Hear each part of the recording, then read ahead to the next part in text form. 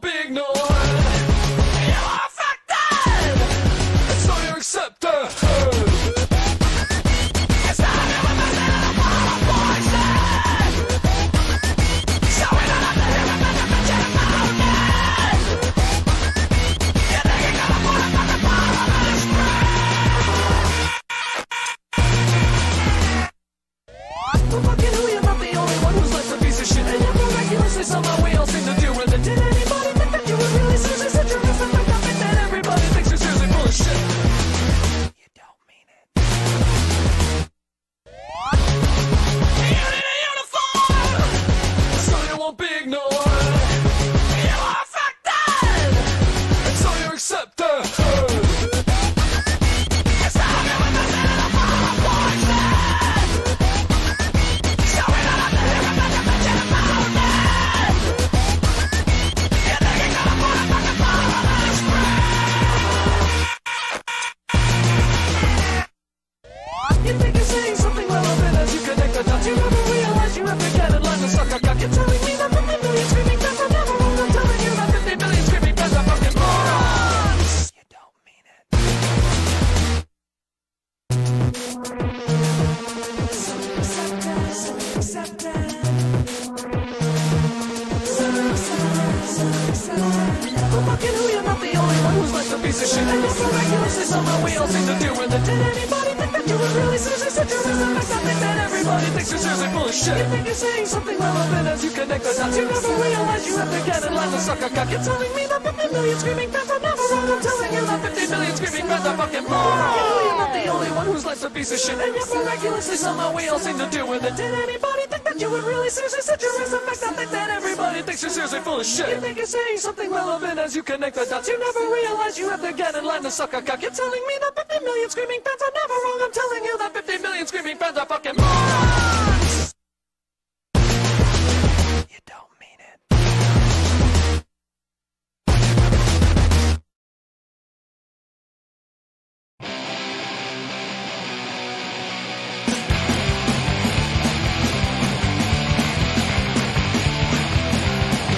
Hey, do what you want, but don't do it around me. Idle this anticipation, breed apathy. I sit on my ass all goddamn day.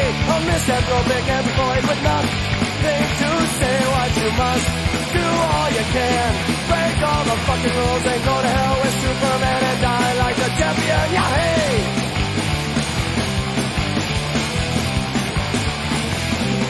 Hey, I don't know if the billions will survive, but I'll believe in God when 1 and 1 are 5. My moniker is left and I'm rotten to the core. I'll tear down the buildings as you pass through the door. So do what you must, do all you can. Break all the fucking rules and go to hell with Superman and die like a champion. Yeah, hey!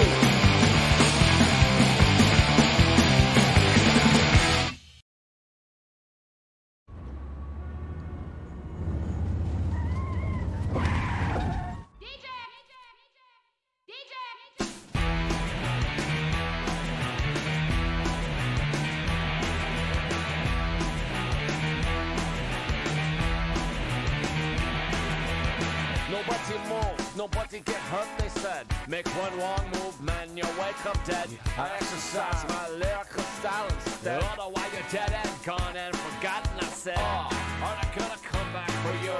Nah, all the story's sorry but true. Lord, if you really want them to go. Nah, oh, you're so goddamn cold. We're gonna make it on our own. We don't need anyone. Lord knows we don't need you. Yeah. We're gonna make it on our own. We don't need anyone. Lord knows we don't need you. Watch me now.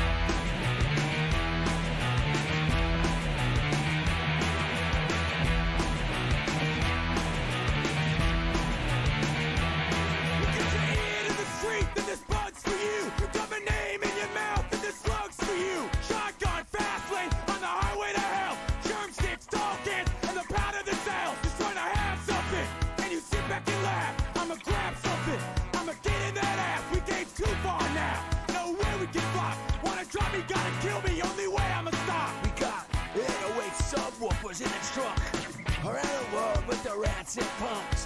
This is for the misfits, the freaks and the runts. Fuck the motherfucking backstabbing cunts. Odds get rough, so I know I better buckle. UNX tattooed on my knuckles. And then you make the shackles. Cause I am free. We're gonna make it on our own. We don't need anyone. Lord knows we don't need you. Yeah. We're gonna make it on our own.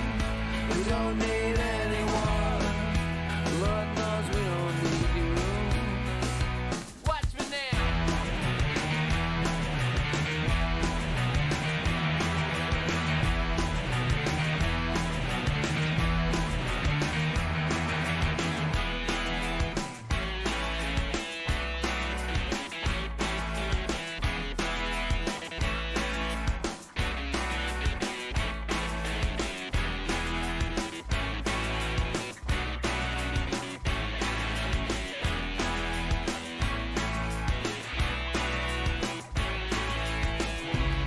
We're gonna make it on our own.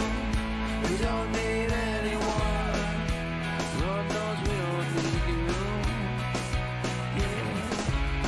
We're gonna make it on our own. We don't need anyone. Lord knows we don't need you. I want you losing your mind. Shit, I've been lost mine, but I still stay focused through good and bad times. Compare your worst fucking day to my best fucking night. Bet my last red cent that you couldn't stand the sight. From lots of loved ones to life of drug funds. They counted me out for what? I'm not done. Give me a chance to shine and I'ma blind the world. Take a stand and be the voice of those who cannot be heard.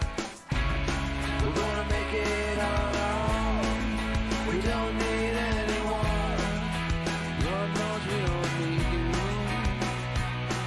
Yeah. We're gonna make it on our own. We don't need anyone. Lord knows we don't need you. Watch me now.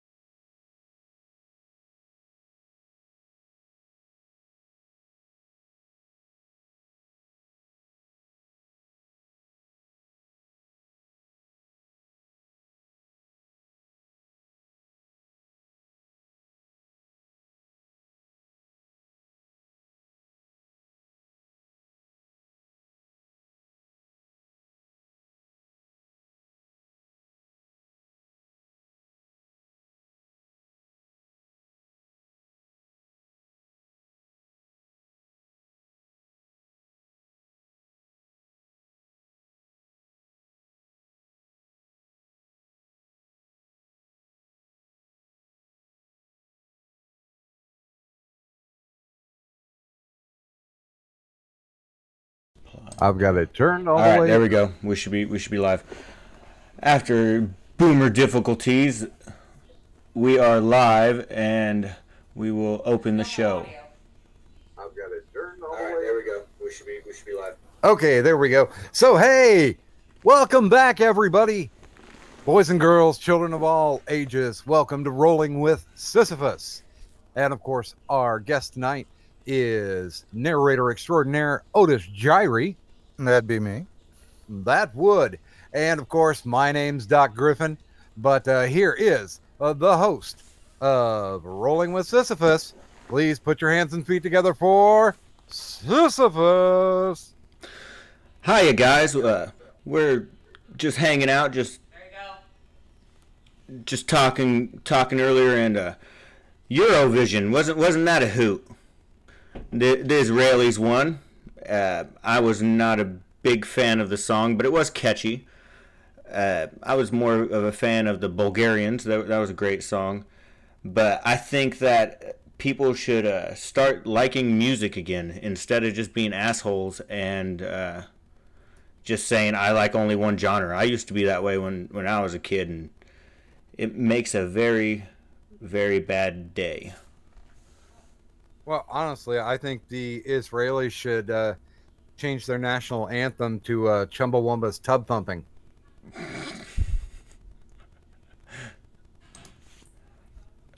Because, you know, I'm not going to explain it because then everybody's going to call me a boomer. Did anybody else, what you seen all the hubbub about, oh, well, they're, because the song was about a not being a toy, which I think is comical in the first place, because the Israelis, you know, the females are very important in their society, so that cracks me up just in general. And then so it's nothing new for women to use men in Jewish society, so it's not, I don't know. All right, I'm getting into a tangent. Am I the only one? Is anybody else getting double sound? Nope. Okay, so he says he's hearing delay. So what I suggest, Otis, is turn off your sound on the live stream and just listen to what we're talking to on the Hangout. All right, and That's what I just did. and Doc, anything in the news for you, brother? Well, not really. I'm looking forward. Hopefully, the chat will help me name my latest alcoholic beverage. Of course, the vodka is brought to you by New Amsterdam Vodka, the kind of vodka you drink and then they show their appreciation by sending you a fridge magnet. New Amsterdam Vodka, the type of vodka you want to drink when you just want to drink. But this time around, I am mixing just straight New Amsterdam vodka with our pink lemonade.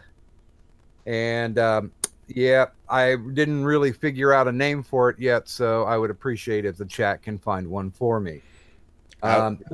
Besides that, not really anything in the news caught me. I ducked and dodged out of the way of as many YouTube meltdowns as I could, because well, I know a lot of people know that if you're looking for YouTube drama or a fight, then this definitely is not the channel. But if you're looking to be entertained for an hour or two, you're in the right place. And this was the week for the drama, so just a place to put your feet up and get away from it will be a breath of fresh air in my mind. Yeah, just like my grandpa used to say, save that drama for your mama. I do have an idea for your drink name. I would call it the Gay Bullfrog, because a lemonade and vodka is called a bullfrog. Or a homo electric lemonade or something. Aren't they called electric lemonades too? Well, I was thinking of calling it Sink the Pink, but then you got a hell of a deal there for a lemonade stand, though. Oh yeah. Well, you know, around the ghetto that I live in, I think it would be popular with all the scabby hookers that walk up and down the block. Hey, business is business. And with that, we would like to introduce Otis Jiry. Now, of course, some of you may or may not know his work. He has over 34,000 subscribers. He is what I would personally call and recommend as one of the best horror narrators on this here YouTube. If you haven't heard him, then we got a little sample of joy for you. Do we have that queued up? I do, and here we go.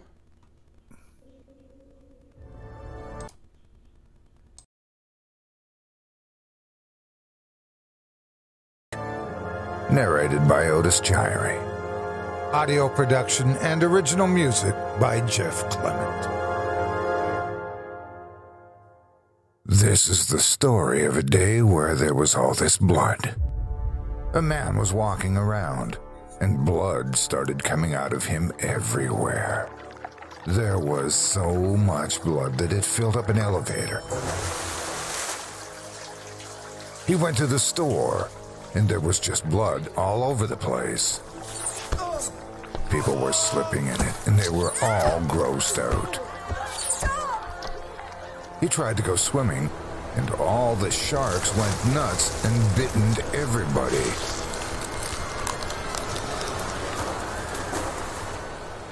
He got chased by all the vampires ever.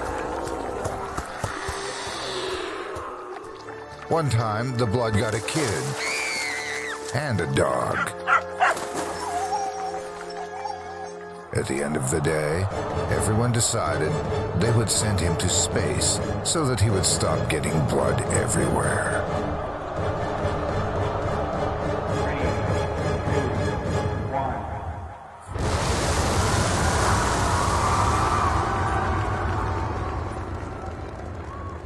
The scariest part is that the man was you.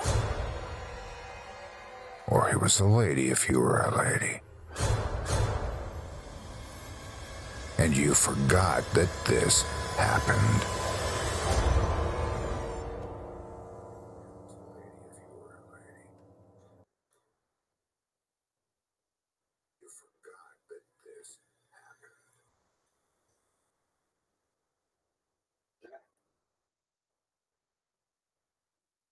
I love that crappy pasta. And ladies and gentlemen, with that, we welcome Otis Jiry to the couch. Well, Otis, thank you very much.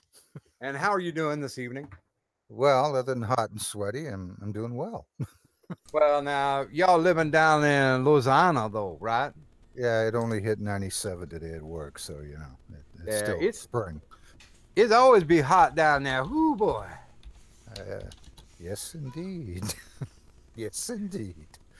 Wait till August, though. Wait till August when the heat index cracks it up to about 120.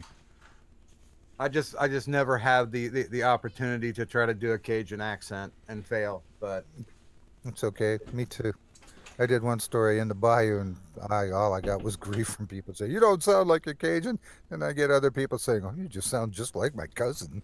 So. That's because a lot of them people, they never traveled down there to the States. They don't know how the accent work for them. That's it. Just watch Swamp People. Or what about Waterboy? Is that a good reference for it? Is Waterboy? Yeah, it's close. It's not really like that, but that's close. A really good accent is, if you ever watch Swamp People and Troy Landry, that guy is a Cajun swamp guy. Definitely. Oh, okay. Or if you like football and you know who Coach Ogeron is at LSU, he's a swamp dog too. Or just tune in to Hoagie Gajan on WWL. Hoagie passed away last year, so I don't think you'll be hearing him this year. Did? Yeah, he had cancer. Aw, damn, he will be missed. Yep, yeah, he passed away about a year ago. They had last year during football season. They had Deuce McAllister took his place as color guy. Why couldn't they have taken Bobby Hebert instead? Oh, Bobby's funny. Bobby goes off the handle. It's good. It's good radio. Yeah, but you know what? If I know they're supposed to be able to get, you know, a hometown boy to be able to advertise products, but he does way too many commercials, way too poorly. They really need to hire you. Well, that'd be fine. You know my address on the net. Just give me a call. Now, a lot of people might know Otis from, well, yeah, I'd probably say you got a lot of exposure from Chilling Tales for Dark Nights. Oh, definitely so. Yeah, Craig's my partner. So, but can we just wind the clock back a little bit, because like we were talking about previously, you are Canadian, that you are. I am. I'm from a suburb of Vancouver, in Westminster, British Columbia, which is essentially about 20 miles from the U.S.-Canadian border, right on the Pacific coast. About 120 miles from Seattle, if you go down I-5. Did you watch Jaws, or did you watch God, what's the hockey movie? Man, I'm losing it. What, Slapshot? Slapshot, yeah. Slapshot. Let me tell you a story about Slapshot. Not the original, but the sequel. It was filmed. The hockey scenes were filmed in the hockey rink I grew up playing in. Oh, really? Yeah. Yeah. One weird fact about you Canucks is that more people watch Slapshot than Jaws. Whenever Slapshot came out, that Slapshot was the #1 movie in Canada. Slapshot is classic. It's great. It is a great movie. Paul Newman. If you're Canadian and you grew up playing hockey, it's just like, that's it. That's the way it is. Well, and Paul Newman's probably, in my opinion, one of the top 3 greatest actors of all time. I mean, he could play almost any role. He was so good. Well, it's funny. I was in an airport getting ready to catch a flight. I met more than one celebrity as I was waiting. One of them was New Jack from Extreme Championship Wrestling. Oh, yeah. And then 2 of the Hanson brothers. Oh, the Hanson brothers. Heroes.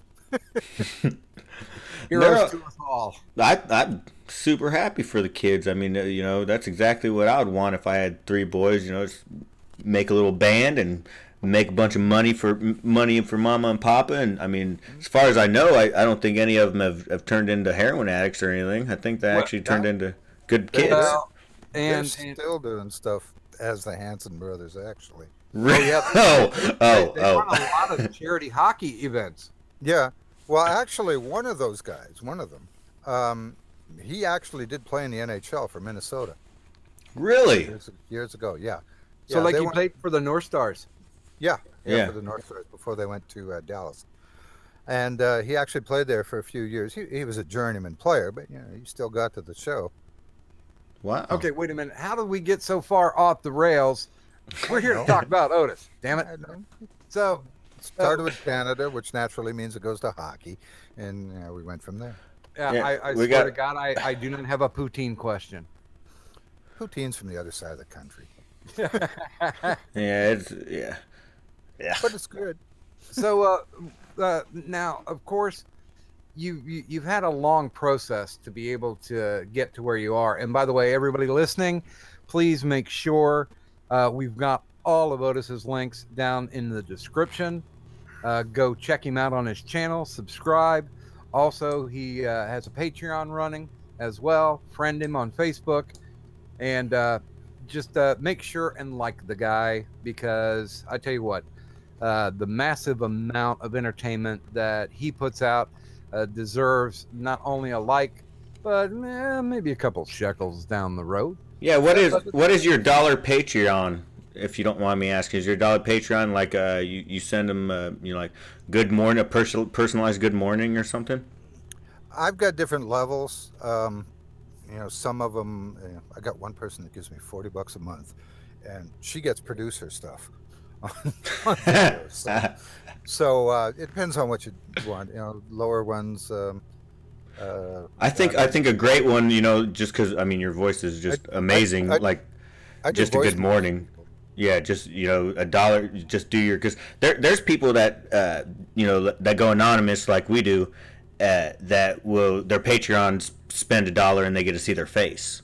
So if you would up that ante to where it's like, oh well, I'll give you a personalized good morning. You can put that on your phone. You can put that as an alarm. There you go. There's a Patreon level for you. Well, personally, for me, I think people would pay $1 so they would not have to see my face.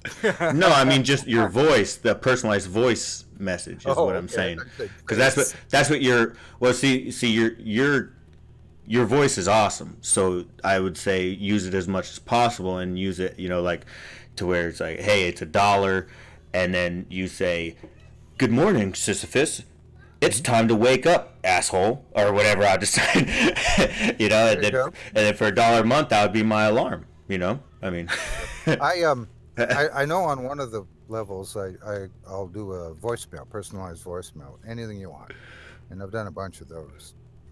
That's awesome. Do you ever get a wild one? I mean, just straight up, you know, like where they got Samuel L. Jackson, you know, telling something super nice, and then you know what I mean. Samuel Jackson and not using the MF word? I don't know if that's possible. Well, that's what whenever they make them pay, that's kind of the things people do, you know. If I had a bunch of money, I would be like, I want you to say in the most calm voice, you know, I love you, my wife, and I want, you know, I mean, just like some sort of super sappy thing just because he doesn't do it. Honestly, I would love to hear your version of "Go the fuck to sleep." Yeah, I've been asked to do that, but I can't run that on my channel. Well, you know, we got 28 viewers, or we got 80 subs here, so you can most certainly, if you want to go hang it out here, it doesn't bother us any. Well, and I want to get back to it because honestly, it's really tough to say as a child automatically that I want to be a voiceover guy when I grow up. What was your first inspiration to start you towards your journey of being a voiceover artist? Well, okay, we got to go way back. Way back. We're talking last century, way back. I've had this voice since I was 13. Really? You could say millennia. Yeah, technically. Works better. Yeah, well, that's true. Yeah, I didn't think of that. Yeah, but I mean, I've heard from the time I'm 13. Oh, you got a really good voice. You should work in radio. Yeah. Well, finally, I was at a friend of mine. It was in a wedding party. God, I don't know. It was like 76, 77, something like that. And one of the people that was in the wedding party on the other side, she worked in radio in Vancouver. And she told me, "Oh, you got a good voice. You should work in radio." I said, "Yeah." So I went to Columbia School of Broadcasting and tried that out. And this is kind of cool. This beats working for a living. So started doing that. And then I went to BCIT, British Columbia Institute of Technology, took some radio stuff there. And from there, a few months in, I got hired at the #1 station in Western Canada. And from there on, I ended up being a news and sportscaster for, 15 years, I guess. But I also like doing production, so I took a leave of absence and went to Chillicothe, Ohio, and went to the recording workshop and got a recording engineer's diploma. So when I got back, guess what? Hey, you know how to use a recording board. You want to work in production too? Okay. And from then on, I just apologize for Chillicothe, the smell. Well, I wasn't too sober most of the time, so I didn't notice. Woohoo! So, essentially, that's how I got into doing voiceovers, and that I was essentially a sports guy, and but I was also the backup recording engineer and production guy, and when I needed a voice or something, I'd go in and do that. And like I say, I worked in radio 15 years, something like that. And then I got out of it because tough times hit. The first place they start cutting is the sports department. And this was the mid-'80s, which everything was starting to not go so good. So I got out of radio, went back to school, got a paralegal diploma, went to work for the Canadian Tax Department for another 10 years. And after that 10 years, I moved to the States, as we call it in Canada, the States, and started working, because the only thing I could do down here that I could do there was woodworking. So I was a cabinet maker. And what really got me back into doing the voiceovers was one day about, 5 years ago, maybe 6. I ran my hand through the table saw, and right in between the index and the middle finger, up to about halfway up into my hand. It wasn't a pretty sight. A little bit of blood, apparently, according to the people that saw it happen. And as I was laying on the gurney at the hospital for the first of 2 operations on my hand, where I was told, "We're not sure if we can save your hand," I'm thinking, what in the hell am I going to do for a living? I'm like 58 years old or 57 years old or whatever it was at the time. And I'm sitting there thinking, and I go, I can talk for a living. I know I can talk for a living. So I got back into doing voiceovers. And one thing led to another. Met up with Chilling Tales for Dark Nights with Craig when he had like 2,000 subscribers. He now has 234,000 subscribers. So we started doing stuff there. I started doing auditions and this and that, made demos, got a couple agents, yada, yada, yada.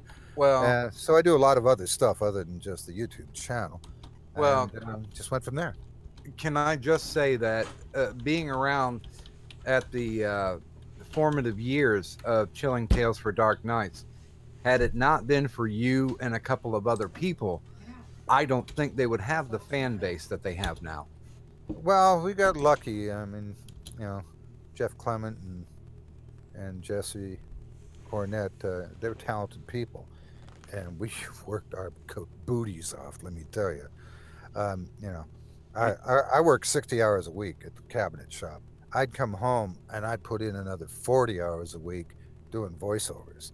90% of that was for Chilling Tales for Dark Nights. Like a normal night for me is go to bed at 2 and get up at 5:30 to go back to work. It's still kind of like that, but not quite. I'm in the same boat. 5:30 in the morning, 60 hours a week. I work in the heat, rolling this damn boulder up the hill every day. No, I'm just joking. I work in aluminum extrusion, which is a factory job. So I am rolling the boulder up the hill every single day. Well, a little bit poetic justice. Yeah, the cabinet shop where I work at, it's a metal building and the doors are up, and whatever it is outside, it's at least that hot inside. Yeah, So, we have to heat the billets up to 900 degrees just to make the tubing. So yeah, it's hot. Yep. Do you ever think that there'll come a day when you just don't want to go into work and it'll all be just voiceover? About 5 years ago. Absolutely. I mean, I'm 61 years old. The next oldest guy to me is 21 years younger than me. And I don't know if you've ever built cabinets, but it's really, really physical work. I mean, where I work at, we don't have a forklift. So when the truck shows up with a unit of 66 sheets of 4x8 3/4 inch plywood, you're carrying them in over your head to put them in the rack. And you got, lumber or whatever, you're carrying it in to put it in the rack. And then when you build stuff, it's heavy and all the rest of that. So, physically, it's hard for me just because I'm old. I'm not as strong as I was. I'm not a kid, all that good stuff. Kind of like the running back that's 38 years old and has lost 2 steps. So, I mean, I can still do it. I know ways to get around doing things just because I've done it for so long that other people don't do it my way, but, I can get away with doing it and things get done. But, yeah, the goal is forget going into the shop and just come into the booth and work 10 hours a day doing this, doing e-learning, doing voiceovers for commercials, doing audiobooks, doing the horror, doing the podcasts, all that stuff. Well, and is there a specific reward that you get, or parallel the work rate between what you get as a benefit from working with your hands as to what you get working with the tool that's your voice. Well, it's all creative. I mean, like you do with your writing and stuff, it's all a creative thing. And a lot of things I've done have been creative things. And that's what triggers me. And, I've been an actor. I've taken acting, for several years back when I was still in Canada. That's what helps me a lot, doing the voiceovers. Like, just because you've got a really nice sounding voice, that doesn't mean you're going to be worth a crap as a voiceover artist. The voice is the least of everything. If you ever listen to commercials now, they don't have the big Gary Owens guy going, hi, how are you? Don Pardo and all that. Yeah, that's not in vogue anymore. They want a guy that sounds like your neighbor, but can act so that they don't sound like they're reading like this. So you need chops to act. And anybody ever asks me, like, I want to get into voiceover, what do I do? What do I need to do? This, either go to an acting class, go to a community college, take an acting class, take improv, because you'll use that more than anything. And that's what it is. Everything you do, you're assuming a character. So I got a couple questions. Sure, go ahead. I hate to cut you off like that, but no problem. And I have a shot, so everybody drink. Shit. Okay. The first one is, I love the idea of improv. Acting on your feet. I think stand up or whatever. But Eddie Murphy said that sales. He worked door-to-door sales for 2 years, and he said after that he was ready. It was over. He could go up against any crowd after 2.5 years of door-to-door sales. Yeah. So the idea of acting on your feet. And then the other question I have is, was there ever a time in your journey did you say, well, maybe I should start changing my voice or work a voice different way towards the time? Because you were mentioning in the back in the day when it was like, hey, bye, so I was kind of wondering if you ever did in that type. Can you do the bye, can you give us can you sell me a 1985 Firebird? Here's the funny thing. My style, for lack of a better word, now, that's what I've always sounded like. So back when I was working in radio, when it was, we want the announcer type, I didn't sound like that guy. So I had a hard time. What I sound like now is what they want now. And it's just a funny thing. You wait long enough and things will come around and go around. And I'm sure somewhere down in the future, it's going to swing a bit back to, we want, Don LaFontaine, in a world. That guy. You mean go back to the Sunday, out the Dayton tractor pulls. Actually, those guys make a ton of money doing that stuff still, because there's a market for that. But guys selling pizza that sound like that, there's not a market for that. Come by Domino's. It's 2 for $10. Yeah, exactly. But anybody asks me, it's develop your acting chops, read everything you can find. People, start, no, I don't know what to read. I don't know copy. Go to the newspaper, get the editorial page and read all the editorials, because those are written the way somebody talks. They're not written like the newspaper story, because nobody talks like that. But when you got an op-ed piece of whatever it is, it doesn't matter what it is, read that out loud and try and make it sound believable. That will develop your chops.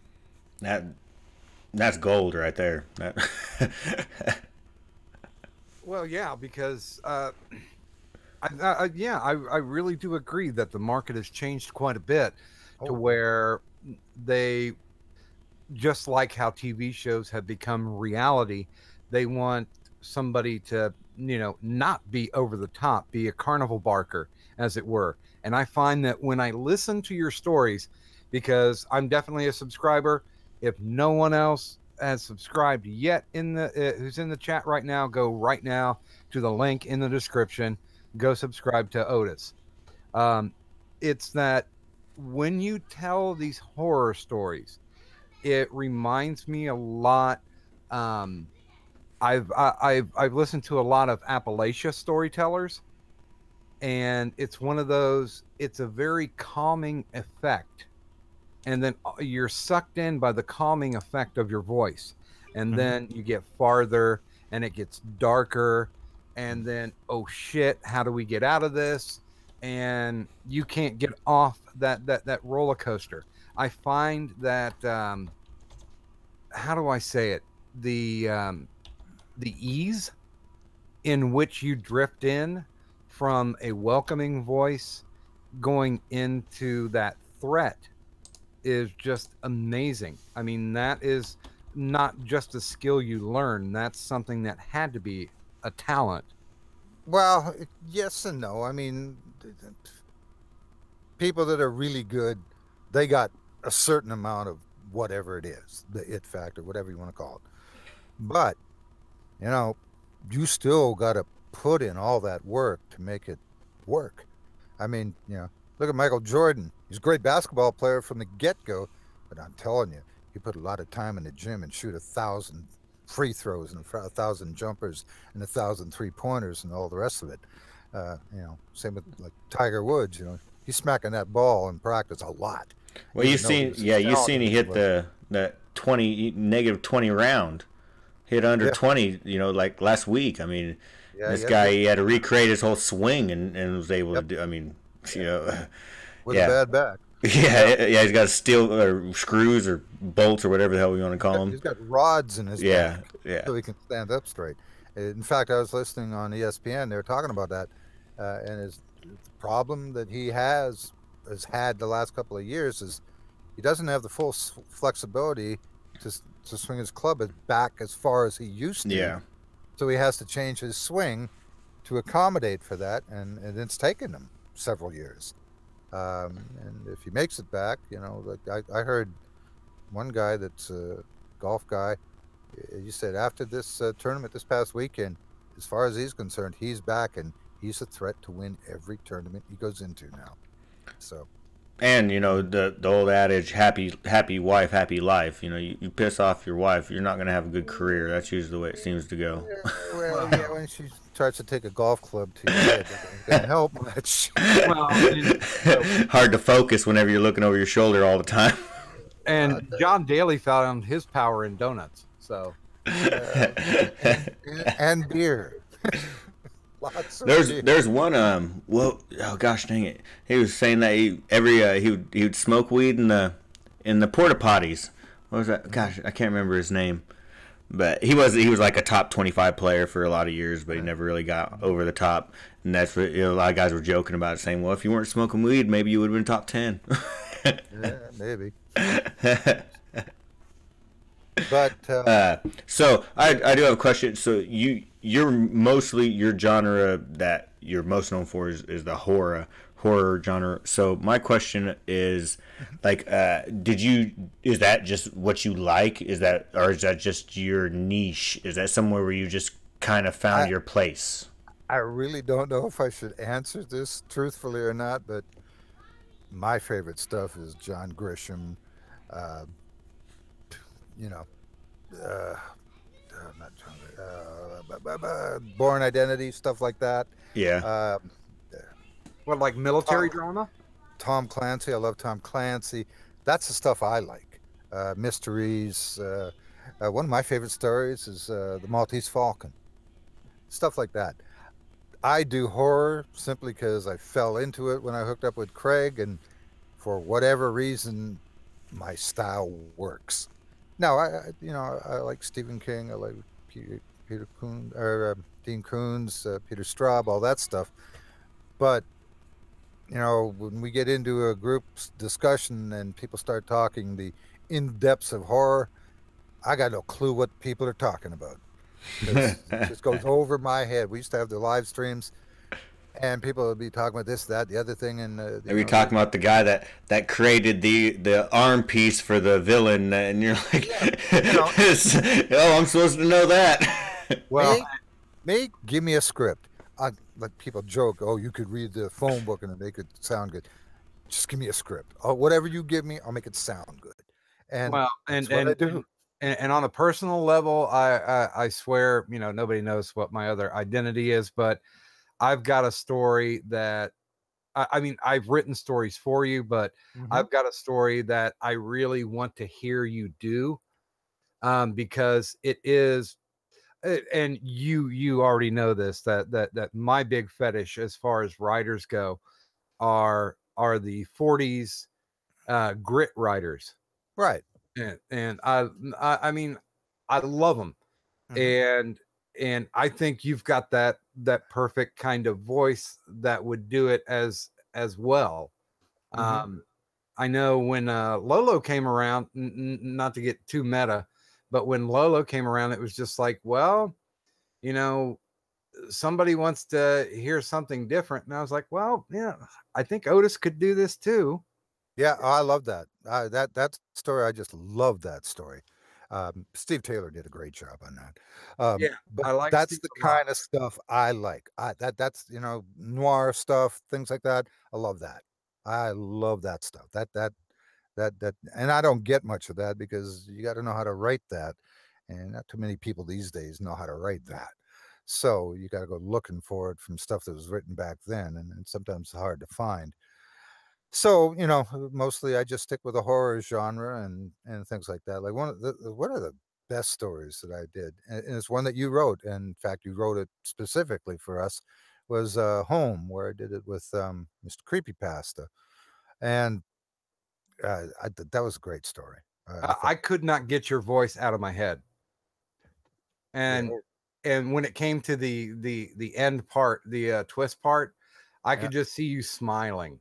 I was for that delivery. But yeah, I mean, I love Dashiell Hammett. I love Raymond Chandler. Even James Elroy's pretty damn good. Yep. But if somebody could basically set you up and say, okay, you're going to make an audio book right now, who would you like to do an audio adaptation for? Oh man, that's hard to say.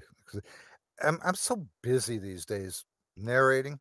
Yeah, I mean, I don't get to read anything unless it's a script. I mean, literally, I get home at 6:15 to 6:30. I eat, make something to eat, play with the cat for 15 minutes, and then I'm in my booth from 7 until 1 or 2 o'clock in the morning. And it's either record, do stuff from the agent, do a couple auditions, and work on the podcast, yada yada yada. So I really don't have the thing. And I'm lucky. I don't do a lot of audiobooks, but I've done a bunch of audiobooks. And usually it's somebody I did a story of theirs on my channel, and they come to me and say, hey, will you do my audiobook? And I tell them my rate and yada yada, and that's how I've been getting them. And let me just insert real quickly. So kids out there who want to get into voiceover, listen to Otis. Bust your ass. It's the thing you got. Here's the couple other things. Okay, when I first started in radio and I went to radio school, the first thing our instructors told us, the very first day, you hear the announcer out there. Hi there, everybody out in Radio Land. There ain't no such thing as everybody out there in Radio Land. You ain't talking to 40,000 people. I'm talking to you. You know what I mean, Jeff? It's just you and me here. We're talking to each other. It's a personal thing. That's what you got to keep in mind. You're not talking to everybody out there in Radio Land. I'm talking to you. And keep that in mind. You're always talking to that one thing. You know what I envision? My best friend growing up, John Lovett, back in Westminster. I've known him since I was 4. Whenever I'm doing my stories, hey, John, that's what I say before. If you listen to my raw tape, it's, hey, John. And then I start the story, and I'm talking to him, telling him the story. And that's how it works for me. And so when people say, well, you've got that personal thing, That's why I'm talking to one person. I'm not talking to, a crowd of 10,000 that, wherever. I'm talking to one person. I'm visualizing that one person across the desk from me, and we're having a chat. And I'm telling, hey, you should have heard this story I just had. Blah, blah, blah, blah, blah, blah, and it goes from there. And the other thing, aside from all the acting chops, if you listen to my stuff, I sound like me most of the time. But there's other times where, yeah, it's me, but I sound slightly different or whatever. And that's because when I start reading the story tells me who that guy is, who he sounds like. It's not me making a predetermined decision. I'll get several lines into it, and I'll all of a sudden not sound like the guy I started talking like. And I'll go back to the beginning and do the story in that second voice that I found. And so you always got to look for that stuff. And it takes practice, but that's what it is. All this is just the do it 10,000 times before you're any good kind of thing. And it's true, because let me tell you, when I listened to tapes of me when I first started in radio back in '77, it sounded like crap. I mean, I had a nice voice, but it sounded like crap. And even stuff that I go back and look 5 years ago that I've done doing voiceover, I listen to that and I go, oh my God, people actually like that? Oh, that's horrible. And so you become your own worst critic, of course. I mean, hell, Paul McCartney says he doesn't think anything he records sounds any good. And that guy's only Sir Paul. So, yeah, normally when you got a Sir before your name, you're doing something right. Yeah, you're doing something well. Him and his buddies saved England, so yeah, with somebody. But yeah, it's a one-to-one thing. You're not talking to everybody out there. You're talking to that one person, whoever it is. You just keep them in your mind, and that's who you're talking to, and you're telling them that story, and you're making it personal, and because it's unbelievable on the YouTube channel. Of course, there's where you can leave comments and stuff. I got comments from people that tell me I'm what got them through cancer. I stopped them from committing suicide. I got like 5 people that have literally contacted me saying, you stopped me from committing suicide. And it's like, okay, I know I do this because I enjoy it and everything, but damn, when you get something like that coming back at you, that makes it all worthwhile. I mean, you're doing something worthwhile here. Because, I mean, on the surface of it, we're just telling a story. But there's a lot of people out there that, from what I get, we just, I'm all they got. And they tell me that, I've had people say, my husband left me and I got 2 kids. And we think of you as their grandfather. I hope you don't mind them thinking that. And every night I'll play a story for you, for them, and they love it, and then they go to bed. So, there's a lot of textures to what this is and what we do. And, that type of thing. Well, all right, so I went ahead in the side chat there and threw up a link. We've had a couple people ask about whether or not you'd like to do a quickie reading, and I'm not a fan of breaking cold reads on, but can I tell you something? 99% of everything you've heard me read is a cold read. You don't like even put a drink in your mouth or anything? I remember one time you sent a file over from a read that you were doing, and it was literally the outtakes. That could be, yeah. And I laughed my ass off. That was hilarious. I mean, just the whole thing about you're serious about your craft, but you can break character and have a good time with it. Oh yeah, I'll be going blah blah blah blah. Oh, that was good. Let's try that again. We'll go back, and of course I do punch and roll now, so most of that stuff is history. But oh yeah. We used to, when I worked in radio, we used to keep what we called the Snort Festival. And it was stuff like that, because back when I worked in radio, it was reel-to-reel tape and a splicing block of Mylar tape and a razor blade. So every time there'd be screw-ups, they just, okay, keep rolling. and they'd save all that stuff. And at the end of the year at the Christmas party, you had a 25 to 30-minute thing of all the screw ups that all the people coming in to do production. And that was some of the funniest stuff you have ever seen and heard in your life. Oh have, yeah. Have you ever narrated? I always thought because You couldn't write that stuff. Oh yeah, I love the fact when we did I've done a couple of indie movies around where I live, and they've ended up in Walmarts, and the movies were horrible, but damn were the outtakes fun. Oh yeah. I think one of the funniest outtakes I've ever seen. Eddie Murphy. Have you ever seen the movie Life? Yeah. Okay, at the end, when they're showing the outtakes, and you know the scene where he stole his grandfather's watch, and the outtakes, Eddie Murphy goes, "Wait a minute, this ain't my grandfather's watch. What the hell is this?" Yeah. Oh my God, I laughed so fun because the whole reason he was in prison was because of the damn watch and stuff. I personally always love the Hal Needham stuff that Burt Reynolds would do with like Hooper and Right. Cannonball Run and Smokey and the Bandit. Yep. Yeah, that stuff's funny.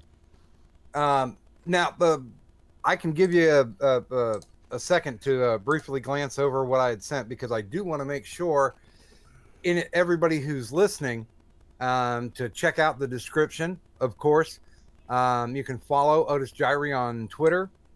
You can also find him on Facebook and friend him. He does have the YouTube channel, which is massive. That also falls in line with, and that'll give you a springboard over to Chilling Tales for Dark Nights. And of course, if you like what he does and you want to make sure that he keeps going, please make sure and hit that Patreon. Yeah, there's only 800 stories there, so I don't know if there's enough to keep you busy. Oh my God.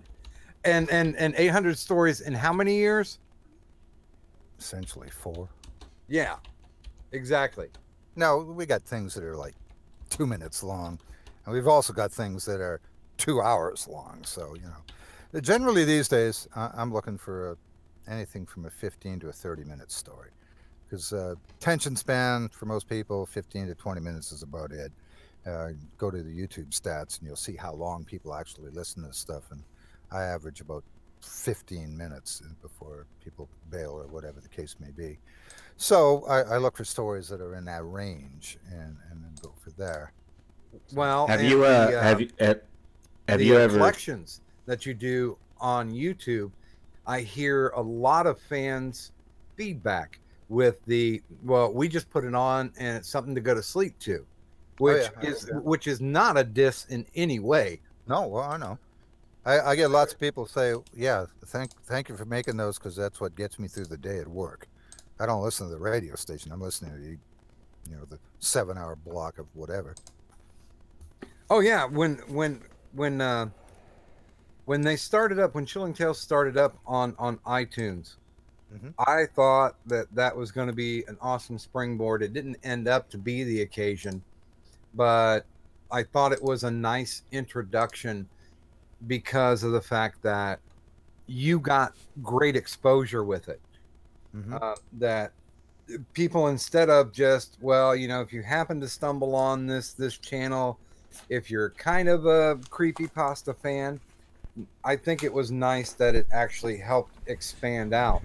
And really, I think the growth of your channel is going to be immeasurable once everything completely kicks in for you. Oh, I hope so, because I don't want to go to the cabinet shop. I really shouldn't say that. I love building cabinets, but I don't like working in 110-degree heat for 10 hours a day, working 6 days a week, and lifting heavy crap and everything. I'd rather just, I want to build something, I'll go into my shop at the house and build something. Yeah, every so often. Go ahead. Go ahead, sis. You want me to read this story? Sometimes I forget. Yeah, if you'd like. Okay. Yeah, you're really nice. 10th word in, encephalopathy. Yeah, yeah. I like big words like that. I think I'm doing a e-learning narration for medical. Hello. That's only once. Okay, so sometimes I forget. So you guys requested. Here's a nice live reading from Otis Jiry. Now, where's that damn script again? Okay, there we go. Okay, sometimes I forget by some guy doc something or other. So, is anybody able to hear me? Am I missing something? We can hear you. Okay, all right. I just wanted to make sure that I was. All right. I'm acting as producer at the same time. Sorry. So I do have a question about. So you don't watch? Did you watch any horror films as a kid? Like, I mean, saw the Amityville Horror. I guess Jaws is a horror story. Yeah. But let me put it this way: I've never seen a Jason movie. I've never seen a Friday the 13th movie. I've never seen any. Something happened last summer. I saw that, except for about the last 10 minutes, because my wife at the time and my stepchildren, they're scared to death of horror movies, and they walked out. Well, and just as a quick plug, we're going to have the composer of the Friday the 13th theme, Harry Manfredini. Oh, yeah. He's going to be on the show, and that's in 4 weeks. Is it 4 weeks? Yeah, I think so. It's 4 weeks from this week. Yep, 4 weeks from this week. So we'll fulfill our horror that way. Okay, well, you want me to read this? Please, go ahead. Okay. Sometimes I Forget by Doc Griffin. Performed by Otis Jiry. The doctor said I might have trouble remembering things. They told me chronic traumatic encephalopathy would result in mood swings and memory loss. CTE happens when you have as many concussions as I've had. Sometimes I forget I even played professional football for 8 grueling years. I hear the oven timer ringing in the kitchen. Who's it cooking? I'm hungry, but I can't recall setting the timer or putting anything in the oven. Must have. Sometimes I forget and have to set a timer to prevent accidents. I walk into the kitchen. There's light smoke coming from the oven. I rush over and open the oven door. A wave of heat and smoke hit me. Whatever I was cooking is probably burnt and inedible. I go to grab the smoking roaster pan and curse as the hot metal burns my hands. Sometimes I forget why pot holders were invented, and I pay the price in second-degree burns. Grabbing a kitchen towel, I quickly pull out the pan and drop it on the range top. I remove the lid to find a partially burnt turkey. Maybe I can salvage a sandwich from the large bird carcass. I go to grab a knife from the knife block on the counter. I notice the 8-inch chef's knife, my favorite blade to carve, is missing from the block. Did the wife use it and put it in the dishwasher? Did I use it and not put it back? Sometimes I forget and have to retrace my steps. But what did I do today? I go into the living room and look around. I have no memory if I went to work or if it was my day off. This gets me frustrated when I lose time, but I keep hearing the doctors talking about the long-term effects of CTE. Damn furniture doesn't even look familiar. Sometimes I forget a whole day of events and memories filter through my brain like an old movie. I decide to go upstairs and look around. Hopefully that'll jog my Swiss cheese memory. The kids' rooms are unoccupied and messy, like always. The bedroom of me and my wife is slightly better. A few clothes scattered about, and the bed unmade. Sometimes I forget to make the bed or pick up after myself. As I walk back down, I notice some dark spots staining their way down the gray stair carpeting. It's brownish like dried chocolate syrup. This really irritates me. Cleaning that crap off the carpet is not cheap or easy. Sometimes I forget how my kids fail to show respect and how good they have it. My hands are blistering from the burn, so I decide to go back to the kitchen for some ice. I feel a little wimpy about such a superficial injury, but I sigh, knowing if I leave it be, that it might not remember to treat it later. Sometimes I forget to take care of myself, and minor wounds eventually become major infections. Getting ice from the freezer, I noticed the same dark spots leading into the basement. Now, I'm getting pissed. What the hell are those kids doing? I tried to calm myself by telling my anger that it was on a surface I could easily clean with a wet rag. That is, if I could remember where I put the cleaning supplies. Sometimes I forget where I put things. I decided the logical place for cleaning stuff would be in the basement. It's a small house, so I guess we would maximize our space by keeping that stuff down by the washer and dryer. Get down the steps and see my wife and 2 kids bound and gagged, tied to the large sewage pipe running across the basement wall. My 2 children are covered in dried chocolate sauce and are not moving.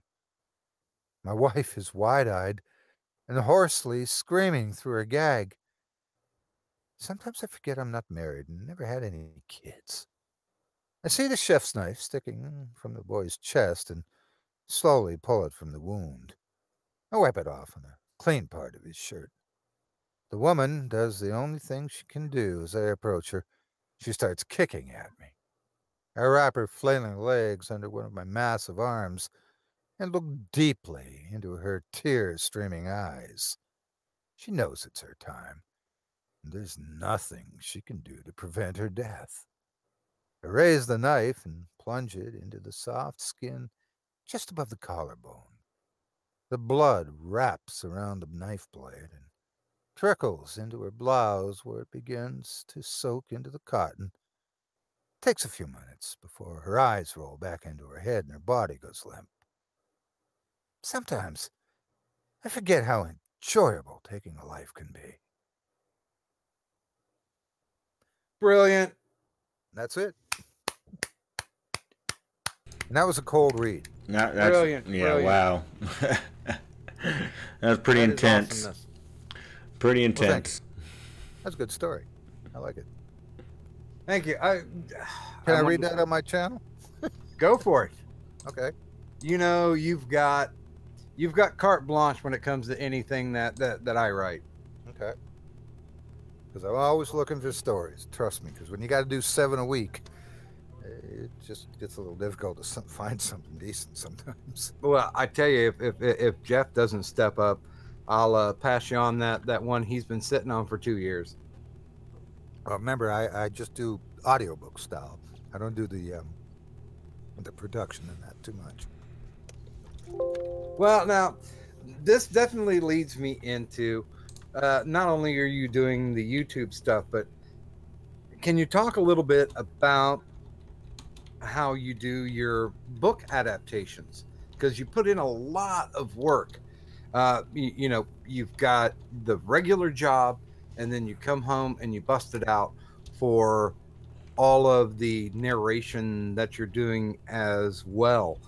I'm sure there's people out in the audience that are thinking, you know, we've discussed what you need to do to get there, but as far as being, and I would consider you successful, being able to go ahead and get into other things besides just doing YouTube voiceovers, but doing commercials, doing audiobook readings. How did you come about that? Well, specifically with audiobooks, if you want to get into doing voiceovers, narrations and stuff, audiobooks is probably the easiest step to doing that. There's a subsidiary of audible.com called ACX, which is, I think it's audiobook clearing exchange or something. It's acx.com. And what that is authors that have audiobooks that need narrators. And the books are up there. They're either what they call per finished hour or royalty share. Per finished hour, they're willing to pay you whatever. And there's a big range. Per finished hour. Not how long it's going to take you to do it, but per finished hour. Now, on an audiobook, every hour you hear, at least 7 hours of work to get there. So, you know, You're basically including any type of score or no, audiobooks do not have anything other than straight narration. Anything that's got a score or sound effects of that's a radio play. Audiobooks, and let me tell you, people that do audiobooks, they get really antsy about it when people ask them, well, can you put sound effects in this and that? It's two different worlds. But okay. with audiobooks, I mean, you do your narration, and then you do your editing, and then you've got to process it, and then you got to master it. Then you got to set it up, send it up to ACX. They have a page where you send all that stuff up. It has to meet certain technical requirements, the headroom between where it craps out and whatever. The RMS average has to be a certain level because audiobooks are at a certain sound level, things like that. And it's just things you learn from doing it over and over and over and over. So you know, you go there and there's hundreds of stories, lots of them crap, lots of them pretty good. You know, hopefully you can snag a per finished hour job gig, though that's difficult because there's so many people that are doing this, and mostly you're going to end up doing royalty share, which if you get a good story, royalty share can be pretty good because you've got 7 years that you're getting royalties for that thing. What's the usual royalty rate? You know, audiobook that people are going to buy, you'll get you know, a percentage of that sale every month for 7 straight years. And if they don't renew it, or they don't do, they'll automatically renew, which I never knew until recently. I thought it was just 7 years and you're done. But you know, so a lot of people, you know, they crank out 200 audiobooks, and most of them are royalty share. Well, you know, so you only make 10 or 20 bucks a month off of a particular audiobook, but you got 200 of them. Well, now you're talking some money. But yeah, you know, you want to get better, and when you get better as an audiobook narrator, then you try to approach the actual publishing houses, Tanter, you know, Macmillan, whatever, the people that, you know, publish the books. They'll hire directly. Those guys pay it per finished hour all the time. $300 for per finished hour is kind of considered an average for just a Joe Schmo guy. You know, if you're really, really good, you will get multiple that, and you're busy all the time. I mean, you've got books for a year down the road. So fill me in on this, because it sounds like that there's a gap between what you do for audiobooks for Audible and then what the actual publishers of the written word do. Well, they just want the best. And like, whereas, okay, with ACX and Audible, you're doing everything. Okay, you get the story, you make the contract with the author, and okay, you've got 6 weeks to do this 4-hour story, whatever it is. Okay, so the first thing you do, aside from audition, and they say, oh, I like you, I'd like you to do my book, and they send you an offer, and you say, yeah, okay, sure. Send them the thing back, then that sets in motion that you've got a gig with them. And depending on the length of the story and all that good stuff, you've got varying length of time to complete it. Short 2-hour story, you might have like a month. Most people that do this stuff, because a lot of those people that do the ACX stuff, they're part-timers that don't narrate until they get there after work. Work at night. Depending on how good their studio is and things like that, they work at night because it's the only time it's quiet and you don't hear the noise from the dog barking across the street, the guy mowing his lawn, and all the rest of it. So you've got that time period to get it done. First thing you do is what they call the first 15 minutes. And what it is you grab 15 minutes of copy and you read it, and then you send it up, and that's what the author approves. If they like what you sounded like and they approve that 15 minutes, bingo, that the gig's yours for sure. Gotcha. And at that point, most people will just do a chapter a night, and they'll spend a couple hours or what, depending on the length of the chapter, of course. But most of those shorter audio books and stories, a chapter might be 25 to 30 minutes. It's like, one of the stories on creepypasta.com or No Sleep or whatever. Though, I'm doing It by Stephen King for an outfit called Learning Ally, which they do books, audio books for children that have learning disabilities. And, Wow. That book is 45 hours of completed audio. Oh my God. Jeez Louise. Here, Jeffrey, you'll understand this beyond comprehension. 445,000 words. Oh my goodness. And that's the only thing that he's written that's longer is The Stand. Yeah, the unabridged. Yeah.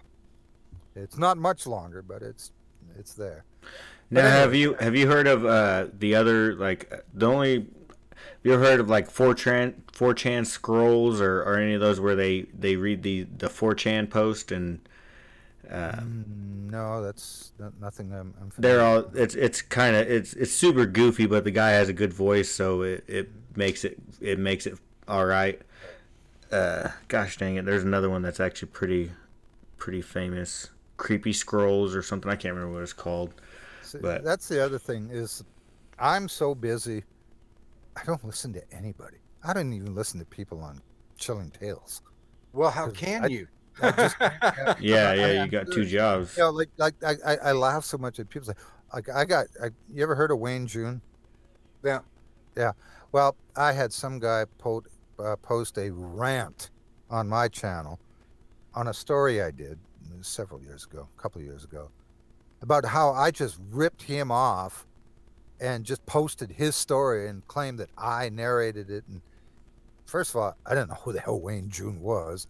I didn't know what this guy was talking about. So I went and, checked it out and went to Wayne June's webpage and looked at that story.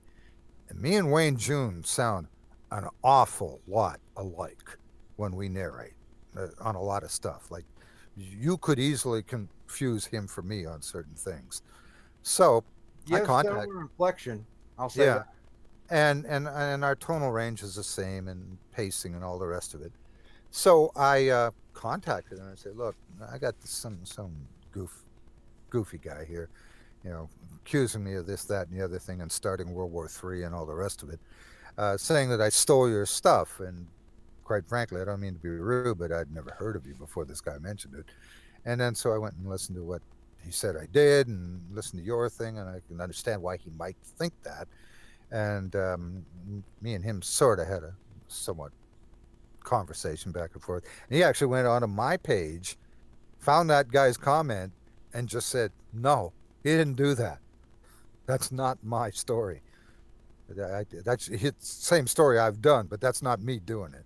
So, that guy, he got shut up pretty quick. So as you've gotten into your fandom, what do you think, or what have your fans told you was your best one? I got subgroups. I mean, I've done a lot of Lovecraft. People that love Lovecraft.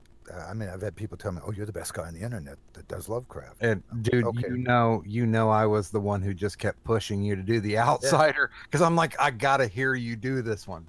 Yeah, and so I got that, and then I got other guys that they want me to do stuff like Jeff the Killer and all that stuff, and I don't do that. And that's the other thing is like, and I'll get the odd comment about, well, you're just too laid back.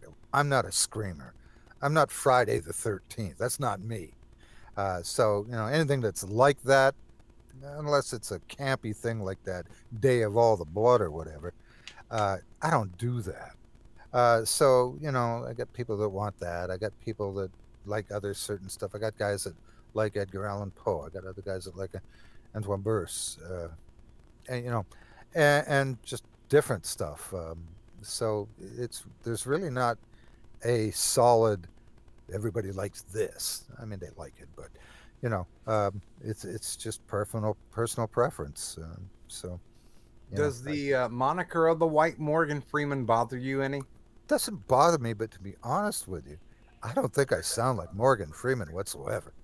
I mean, like the one commercial I did, that joke commercial, you heard that one, didn't you? Oh, yeah. About pee on the stick. I try to sound like that. And if you think I'm sounding like him like that, I do.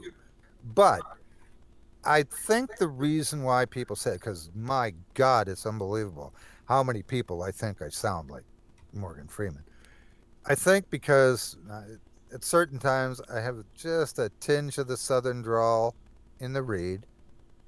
My pacing is somewhat similar to his, and the depth of my voice is in the same register as his. So when I read certain things that might be something that he would kind of read, it could sound sort of like him.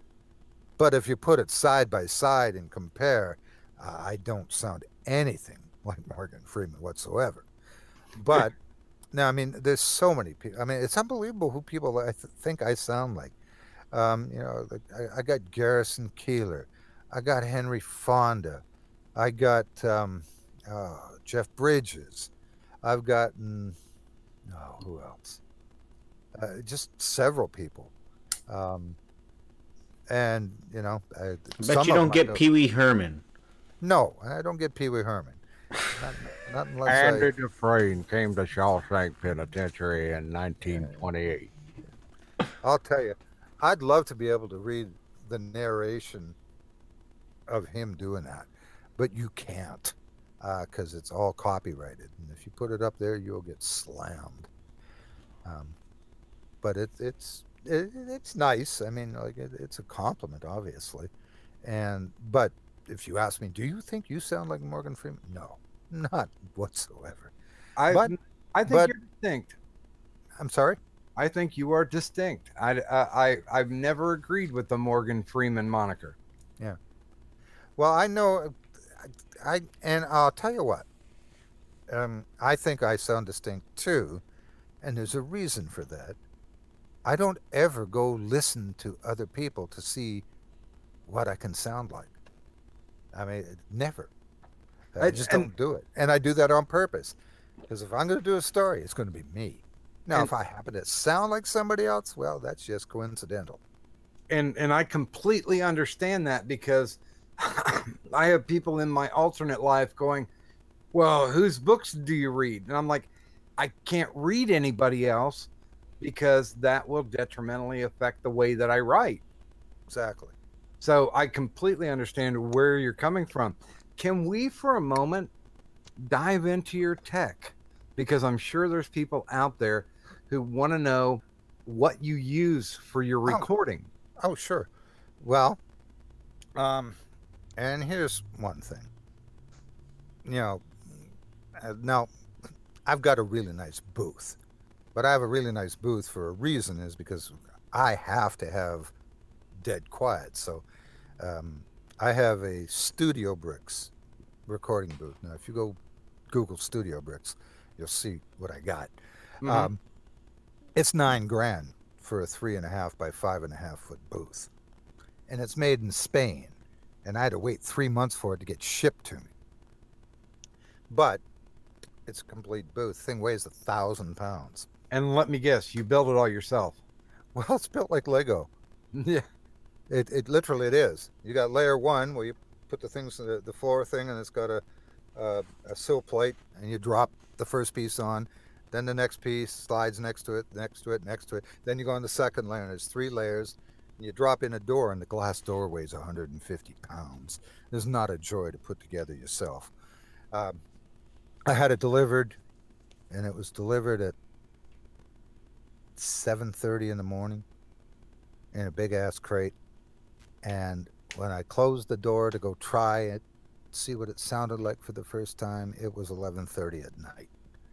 Now, this is supposed to be able to be put together by yourself, and you can, but you don't want to, because I had to take apart the shipping crate, take all the stuff out, take it into my living room, sort it all out, make sure I had all the parts, and everything, and then bring it into the back room or back bedroom where my essentially my studio is, and just start putting it together. And you've got to run stuff through walls. I mean, the walls are pretty close to 6 inches thick, with insulation, solid foam insulation in between it.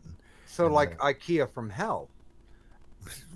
Kind of, if you know what IKEA is. There is no IKEAs down here, but I know what you're talking about. Yeah, really, it's that on steroids, because the outer surfaces, the outer and inner surface, before you put any of the foam insulation on the inside, they're 3/4 inch MDF. So that stuff's heavy. I use that at work. Trust me, it's heavy, which is partially why this thing weighs 1,000 pounds. And the door, like I said, it's a 150-pound door. And I had this thing cut down because normally it's close to 8 feet tall, but I don't have an 8-foot ceiling where this is going. So they had to drop it 6 inches. So it's really, what I have is a custom-made booth, and it's very cozy, for lack of a better word. But it's surrounded completely by acoustic foam on all the walls and stuff, and I've got bass traps and all the rest of it. So it's it's worth the money. I mean, if this is what you're doing, you need something like this. Now, that's not to say you can't do voiceover without something like this. Hell, the first audiobook I did, I did it at my kitchen table with some pillows around the mic. So, you know, there's a wide range of what you can do. What most people do before they've, you know, gotten to a certain level and all the rest of that is, if they've got a walk-in closet, that's the perfect place to go and record, because you've got all your clothing and everything in there, and it just soaks up all the bright sounds. Nothing reverberates. You don't sound like you're in a, you know, an echo chamber. You're going to sound natural, and it's small and cozy. You know, it's really no bigger than what this is that I've got now, and that works out well. That's what most people use.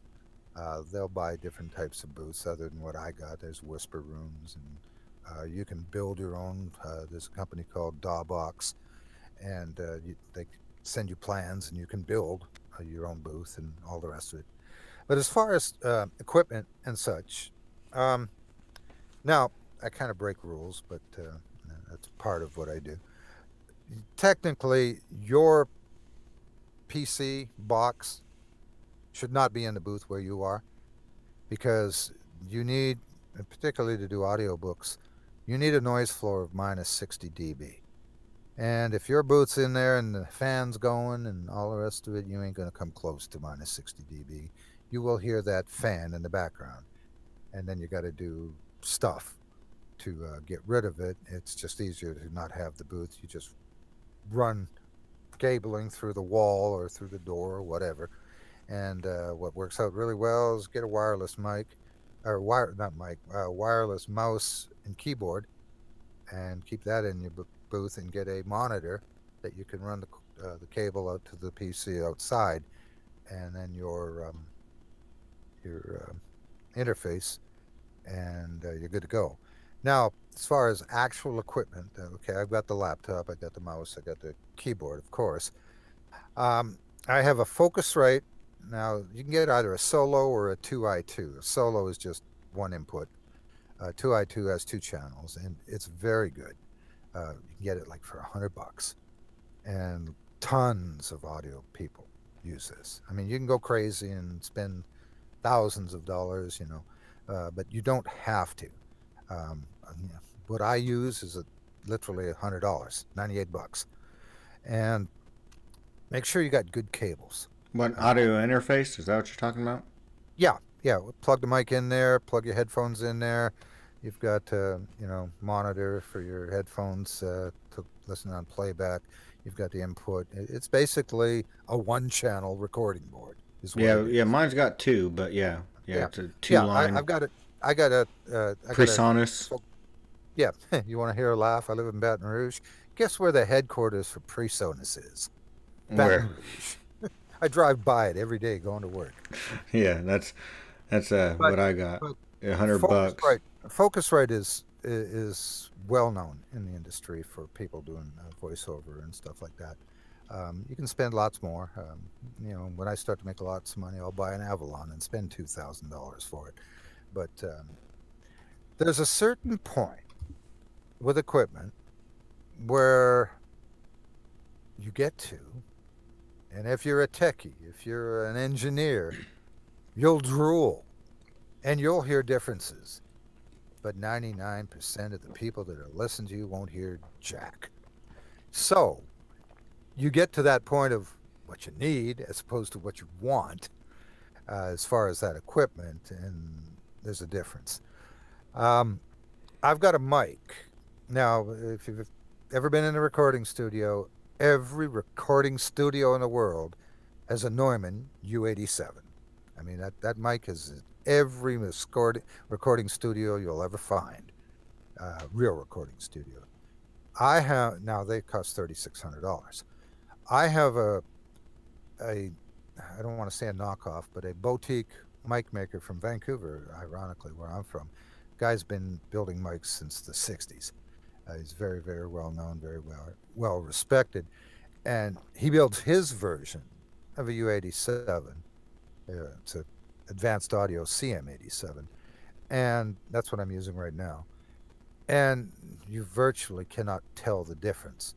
However, I only paid $375 for mine, as opposed to $3,600. So there's that. If you're a commercial guy, Sennheiser, which is owned by Neumann, they have a mic. It's a shotgun mic. If you've done movies and stuff, you'll know this mic, Doc. It's a 416 shotgun mic. Yeah. Everybody in Hollywood has a 416. Everybody in Los Angeles, that's what they use. Funny story, why everybody uses a 416, because it's a movie mic to put on a boom to pick up, because it's very directional. Where you point it, it's going to pick up that. Something a foot away on each side, it ain't picking that up. So back in the day, 70s, no, maybe late 70s, early 80s. Remember the Love Boat? And the guy that did the commercial going, "On the Love Boat." His name was Ernie Anderson. He was a legend in the industry. Go look him up on YouTube. You want to hear something hilarious about a guy that he's got pickups and mistakes, and because he cusses up a storm. It's just very funny. But he didn't want to go into the booth one day to record his lines, because he did what they call the book tape, and it's later on today on CBS or whatever, and they do that, and whatever comes up next that's in between commercials and what's coming up later for promos and all the rest of that. And they do a book tape for the whole day. And so it takes them like 15, 20 minutes to do that. Well, he didn't want to go into the booth. So he just said, "Somebody got me a 416. So he's sitting literally at the table, or rather at the mastering board, sitting beside the producer. He's got the copy in his hand, and he's got this mic pointed at him, and he's using it. And they went, "That'll work." So it got down to the point where the guy can record that thing anywhere. And it went from there, and that's the mic of choice. Everybody has a 416 and something else. So, so that was always funny, I found. He basically made that a voiceover mic, just because he didn't want to go into a booth one day, and he was pissed off. And he said, "Just give me that mic. I'll read it right here." And he just knocked it out and then left. So everything that you have what I would consider a very nice studio and everything. When did you actually was there a certain point where you said, "I'm a professional"? Oh yeah, I said that the day I started. I mean, the first day you got paid. I mean, the day you get paid. If you got paid for something, you're a professional. Yeah, that's. I remember whenever I was in a punk rock band, and I got paid lunch to do a thing at a like an Eagles or something. I can't remember one of those clubs, and we got paid just the dinner afterwards. It was a chicken dinner, but it's still absolutely, you were professional. And you got to go into you got to have the mindset of going into it with that. I mean, like, are you screwing around just having fun, or is this what you want to do? Because let me tell you, doing what I do, you better want to do what I do. Because let me tell you, doing 800 uh, 800 reads in 4 years. That's a chunk of work. So, you know, yeah, What? something you better have a passion for it. You better have talent, and you better want to work to get better. If you're just doing this for something to do, you're going to lose your enthusiasm really quickly. So, with that being said, what makes you still work? What makes you still go to the cabinet factory every day? Because I need to make X amount of money, and I'm not making X amount of money doing this yet. The day I But have you don't X amount think of that money, you don't think that like if you put that's the big Tim Ferriss thing, you just gotta do it and it happens. here's the thing with voiceover, because doing Is it all this, scheduled? Is that what it is? It's it's well, already it's set not up. that. Doing this is completely different than actually doing voiceover. Like if you're a voiceover person, you've got to go out and find the work. There's 10,000 other people doing exactly the same thing. There's people that, oh, he's going to charge $350 for that commercial. I'll do it for 200. And that's what I'm saying. I mean, if you had those extra hours that you weren't at making beautiful cabinets, do you think you would be able to make enough work to? You will eventually, but from all the forums I read and all the people that actually do this for a living, you're spending 80% of your time networking, trying to find work. You're only doing 20% of the time actually doing something. So it's all about networking. It's all about finding those people. That doesn't happen overnight. Generally, and there's a great quote. There's a guy named Bob Sauer. He's a very successful voiceover actor. He said, voiceover is a great way to make a living. It's just not a great way to make a living quick. It's going to take you 5 years to build up all those things. So if you want to be dirt poor, because essentially doing this is exactly the same as I'm an actor. How many actors you know are waiting tables? Yeah. Quite a few. That's exactly what it is. It's exactly the same life. You're doing the exact same, the exact same thing. You're auditioning like crazy. I'm just lucky that I hooked up with Craig and we've done what we've done, and I've built up a reputation, and things are starting to work that way, and the income's starting to come. But the way I've done it is not the way virtually every other voice actor or voiceover artist does it, because they're auditioning, they're trying to find e-learning companies, production companies that might need a voice to do an e-learning thing, medical narrations, commercials. They'll do audiobooks if they're actually a good actor. Lots of people that can do commercials and things like that can't do audiobooks worth a darn. It's just a different thing. A lot of people will tell you, find your genre, find your niche, and just do that. That's all. Well, one of the people I found fascinating was Ken Howard, who is the star of the white drama, The White Shadow. Yeah. He was amazing. Mm-hmm. Because when his career petered out in Hollywood, he literally just went to audiobooks and had a huge career. Do you know who makes a ton of money doing voiceovers? Besides Mark Skywalker. Hamill? I was just going to say Luke Skywalker. Yeah, Mark Hamill. Now, 25 years ago, I went to an animation workshop in Vancouver when I was still living there. And the lady that was giving the workshop, she was one of the big people in the industry. And she was telling us about, this is what you can do. And she played us Mark Hamill's demo tape. And now, 25 years ago, okay? And she said, you know how much this guy makes a year doing this? And we all go, no. About $3 million. Well, I mean, honestly, his Joker rendition, it is the standard. I know. And that's what I'm saying. And I even people who are not in the animated world are just like, yeah, that is the voice. And you mean from Batman animated Joker from my time? Or not from my time, but from the early 90s? Yeah. Wow. Yeah, people they just recently did a poll. I forget what the website was. I think it was Empire. The best Joker ever, and this was live action and animation. Oh yeah, for sure. The animated Joker, yeah. The voice, yeah. I guess I didn't realize that he was that was the same guy. He does all kind of stuff. All kind of stuff. And Otis, I did send you a PDF on Facebook.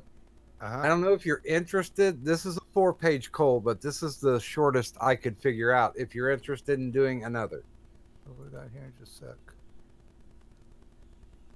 But even Tim Curry, who was trying to get rid of the stigma of the Rocky Horror Picture Show, made a lot of money. As a matter of fact, he was the first one scheduled as the Joker, but they just didn't like what he was doing because it sounded too much like he was doing Peter Pan and the Pirates on Fox.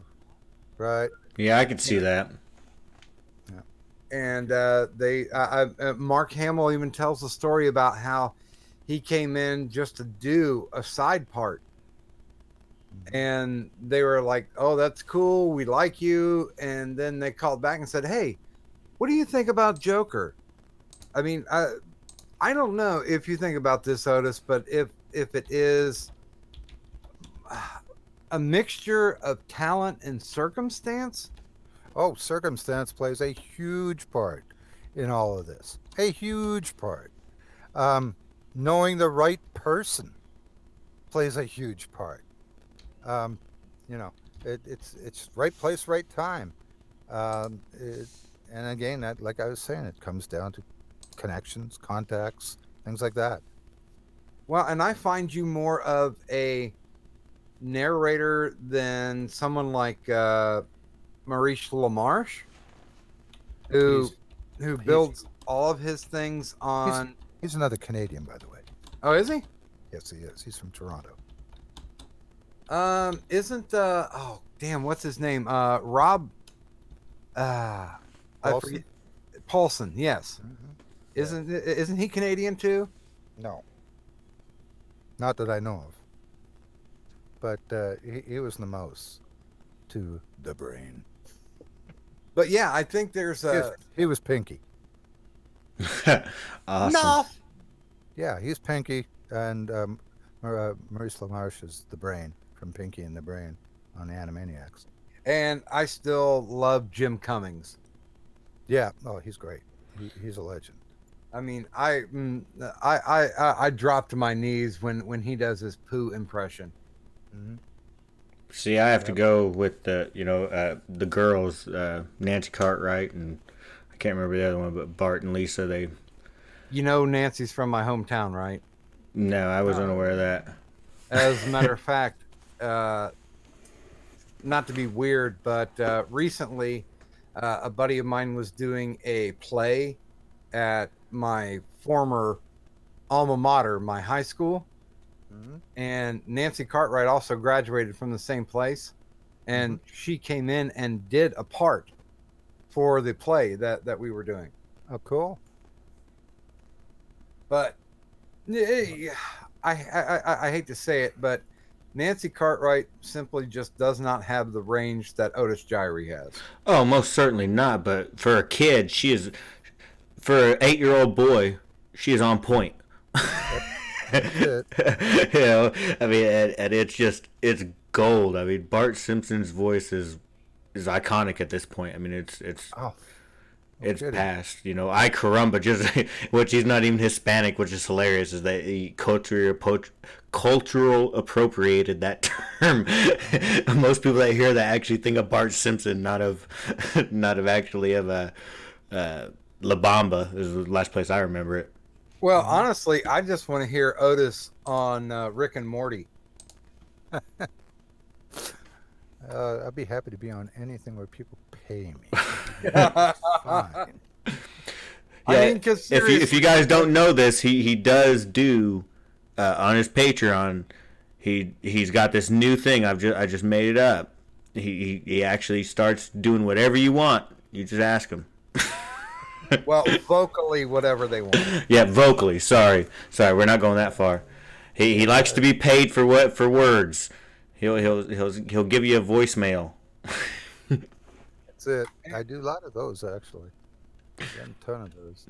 And yeah, let me go ahead and pimp this again because it needs to be pimped.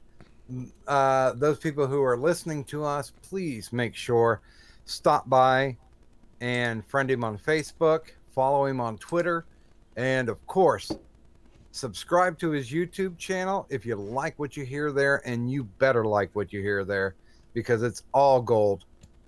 Check him out on his Patreon, throw a couple of shekels his way. Artists are few and far between, and it is very easy for someone to say that they are, but very difficult to prove that they are. And in my personal opinion, Otis Jiry is definitely one of them. If I was actually a writer, I would be more than happy to have him narrate everything that I do.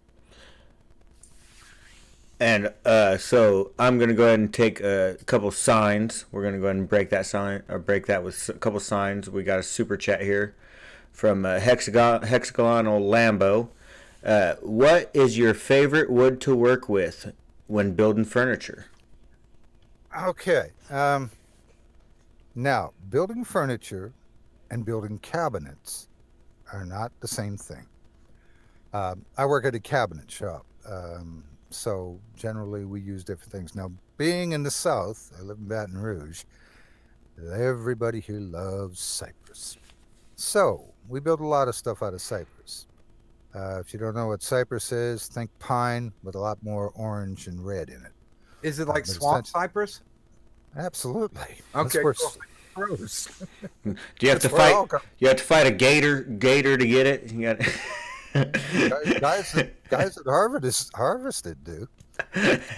Speaking of gators, one of my best friends, you know Swamp People, the TV show Swamp People. Yeah. Yeah. The guy that is the voice of the narrator, his name's Uh-huh. Pat Duke. He's a friend of mine, and we always laugh and joke because he's this guy grew up in Nashville, but he was a voiceover. Actually, he was a singer, is what he was, and a drummer. But he got into doing voiceover. Went to Chicago, lived there for 20 years, and then went out to Hollywood and lived there for about another 20. And he's been the voice of Coors. He's been the voice of Budweiser. This guy's unbelievable. That's awesome. So do you notice in the voiceover work that it's actual people's normal speaking voices, or is it like you? Is it most people like you where they just do it cold, or do they have to change their voice a lot? I mean, I know with like Nancy Cartwright, her voice, but like guys that you're talking about, you know, I do it cold because I'm lazy. But now there's a but here. I worked in radio, doing live desk work. You learn the ability to read stuff cold because you're getting stuff handed to you all the time and you have no clue what it is. So you got to sound like you're not an idiot reading something that you sound like you've never seen it before. So do that for 15 years when you're doing, you know, sports desk, news, whatever the case may be. You develop that ability. You also develop the ability to, while you're reading, while you're narrating, you're actually reading a sentence and a half ahead to see what's going on, so that you know if something goofy is coming up, you'll be able to interpret it properly. So it's not something I'd recommend. Now, having said that, the certain things, like basically this is for YouTube, so I can get away with that. I'm doing an audio book. I'll read the damn thing first so that I know what's going on, because maybe 45 pages in, what I thought was a female actually is a male. Or things like that. You know? So it's always good to know that, especially when you've got, you know, an hour and a half of audio done and you go, oh, I need to go back and change that. So that's a different story. But, you know, it's just, you know, you learn how to do stuff, and that's what it is. Anyway, regarding the woodworking, my favorite wood, I like stuff like, if I'm making furniture, I like cherry. Oh, I like black walnut. I'm not a modern guy. I'm a guy that I want to build that thing that looked like that guy built it 200 years ago. That's what I like because that's why I get out of my head because that's those why are my I- two favorites. that's why I got into woodworking because the furniture that I love, I damn sure ain't going to afford it, but I know I could learn how to make it. Have And you ever that's how I got seen into woodworking. I mean, you probably seen, but The Patriot, you know, where Mel Yeah. Gibson, where Yep. he keeps messing around with that chair. Every chair, you know, every rocking chair he goes to, he feels and you know, he checks to see, even if it's in someone else's house, he still checks it you know out what a I little do? bit. That's hilarious. This is what I do when I go to somebody's place and that's a nice piece of furniture. You know, the first thing I do, I'll open the drawer just a little bit, and I'll look at the side and see if it's dovetail or whether somebody nailed it. Nice. Yep. Dove- Yeah. If it's dovetailed, I'll go, oh, somebody bought a piece of furniture that's worth wow. Have you ever worked with Ipe? No, I haven't. I know what you're talking. Brazilian hardwood? Oh Yeah. my God. That stuff is amazing, but it is, I mean, literally, we were making picnic benches out of it, and it was killing saw blades after 8 to 10 cuts. Yeah, try lignum vitae. It's harder than steel. Oh man! So, it's- did you see the Facebook post that I threw to you? Let me go to Facebook first. Okay. Now you're talking the PDF. Yeah. Okay. Let me see here. Okay, where am I? I don't know if it's too long, but I don't know. It's about 15 minutes long. I don't Average. know. I don't Did know if you- you're into it or not. Did you just actually just look at the I mean, just glance at it and see the word count, or do you? No, what I've got. I want to know I want to know how you figured out how you're like, it's, I mean, you just. Well, there's yeah. a couple ways. First of all, I got a page that I can just cut and paste the story, and it gives me every damn stat you want to know in the world. It's got this many syllables. It's got this many words. It takes this long to read. What is It takes that called? long. If you don't, I mean, if you don't mind me asking, what's that app called or whatever program? Because that's super cool. Never even heard of anything like that. Where is it? Word count. Word count tools. .com, and you paste in the story, and then over on the side tells you it's this many words, it's this many characters including spaces, it's this many characters without spaces, it's this many syllables, it's this many sentences, unique words, then you click on show and it'll tell you average word length 4.6 characters, average sentence length per word 7.5, monosyllabic words 1 syllable 1294, polysyllabic words 214, syllables per word 1.5, 189 paragraphs, difficult words 30% of them 615, short words 43%, 874, long words more than 7 characters 17%, longest sentence by number of characters 80 characters 16 words, longest words by, and it goes on. Estimated reading time 11 minutes, estimated speaking time. No, I find this is a little long always when I use this because I read at a pace of about 150 a minute. So it'll be a little quicker. It'll be like 15, but this estimates 17. This is the part I really like. Readability stats. The Dale Chall readability level. Grade. This is your story.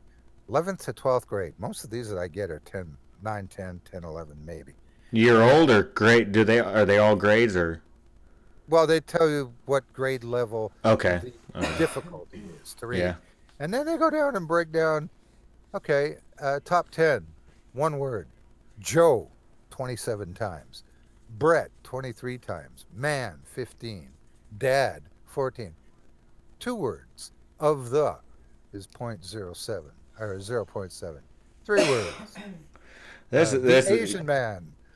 Things like awesome. that. I mean, this breaks down to everything you ever want to know. So Doc, I tell you what, now that if you actually like if you actually like this series, I will give it up to you for free if you want to put filler on your channel.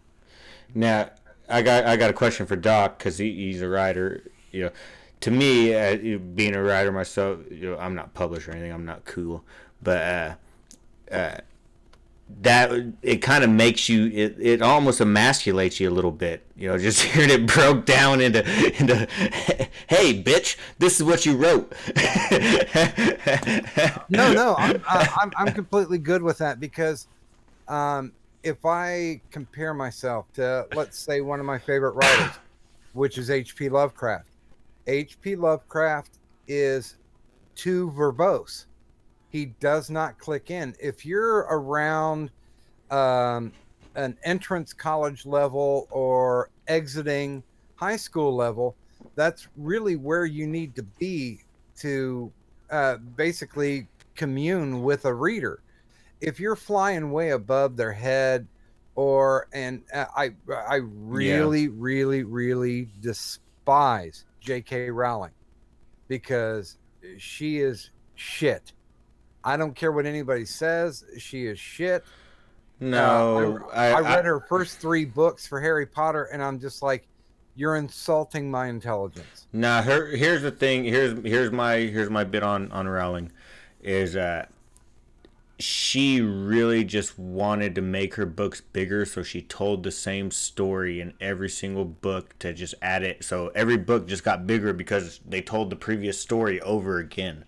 So like the first 2 I could deal with, but after the 3rd, it's like, okay, so I'm hearing about the same stuff that happened in the first book. You know, whenever it's no real necessary, it's just like, oh yeah, and then they picked up the potion. Yeah, so it like there's great parts in each book, but you're right. It seems like the writer destroyed the series by basically just wanting to tell the story a million times over again. In my opinion, you could read the very last book and understand the whole series, and I don't think it should be that way. And I would love to euthanize, and I'm serious when I say this, euthanize Stephanie Meyer. Her writing is so bad. Whoa. I mean, because you're saving people from the misery that is her Twilight series, and God, I forget the one about the alien embodiment series, but that just horrible. But you know, it all depends on your market. If you market and you've got people who market you correctly, like to the YA stuff.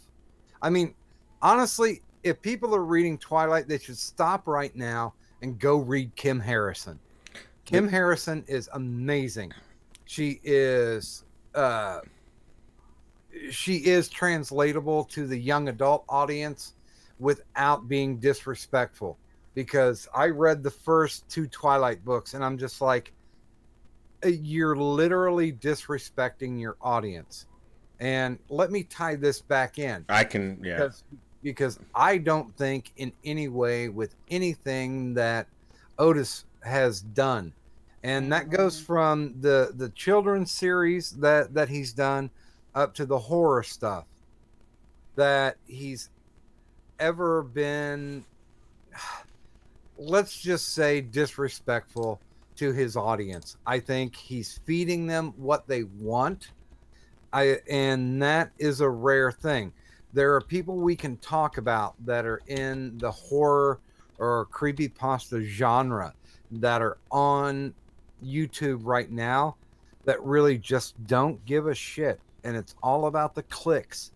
And every time I go into, and I'll say this, regardless of if I like the writer or not, Otis brings me into the story and carries me all the way through. Whether it's a 2-minute story, whether you spend 6, 8, 10, 12 hours listening to the narration. And I think that is definitely one of the things that makes Otis magical. And that's why I always encourage people like, well, who should I listen to? It's like Otis Jiry.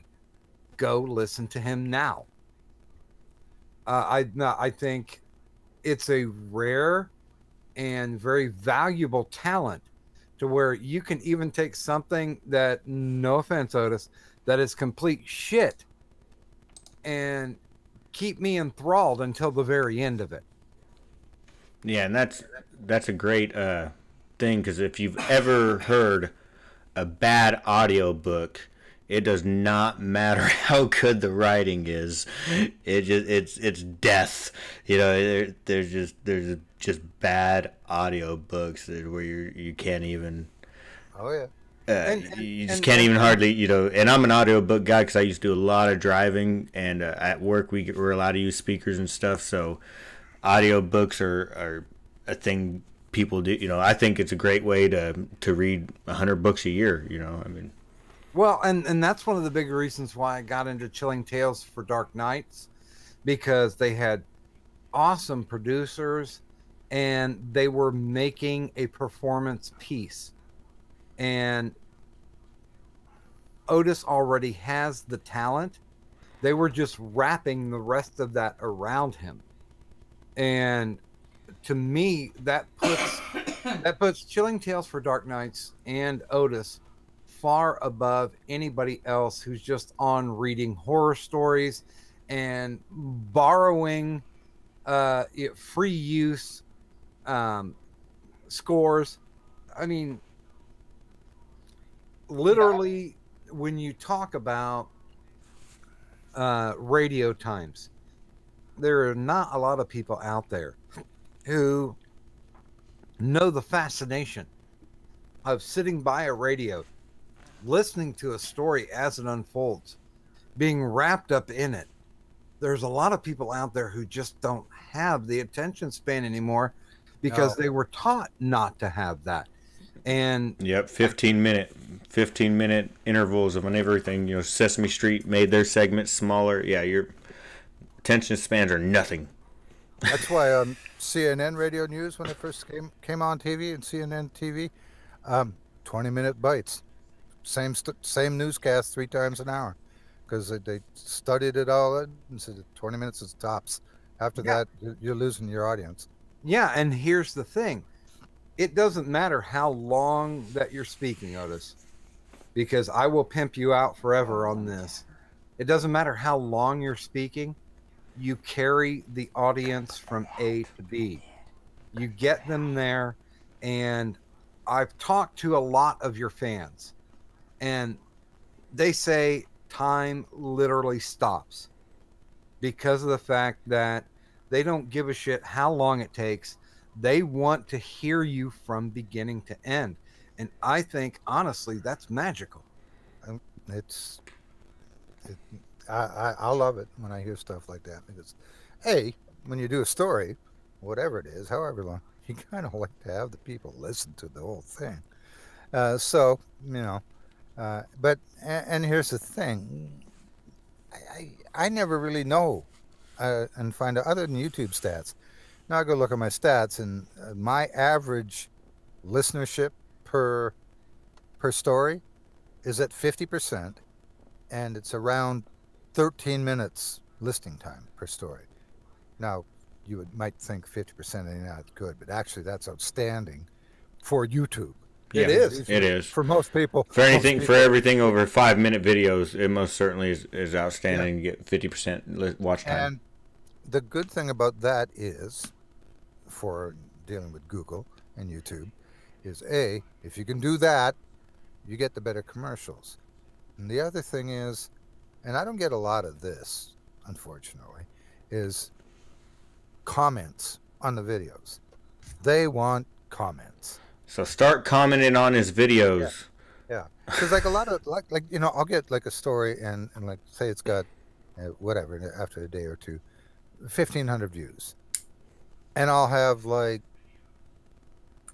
112 thumbs up, 1 or 2 thumbs down, but I got like 2 comments, and I was sitting there thinking, well, if you liked it that much that you gave it a thumbs up, you would have thought more people would have said something, like just something, like, oh, I really like this. This is cool, or oh, where the guy did blah blah blah, that was neat, or whatever.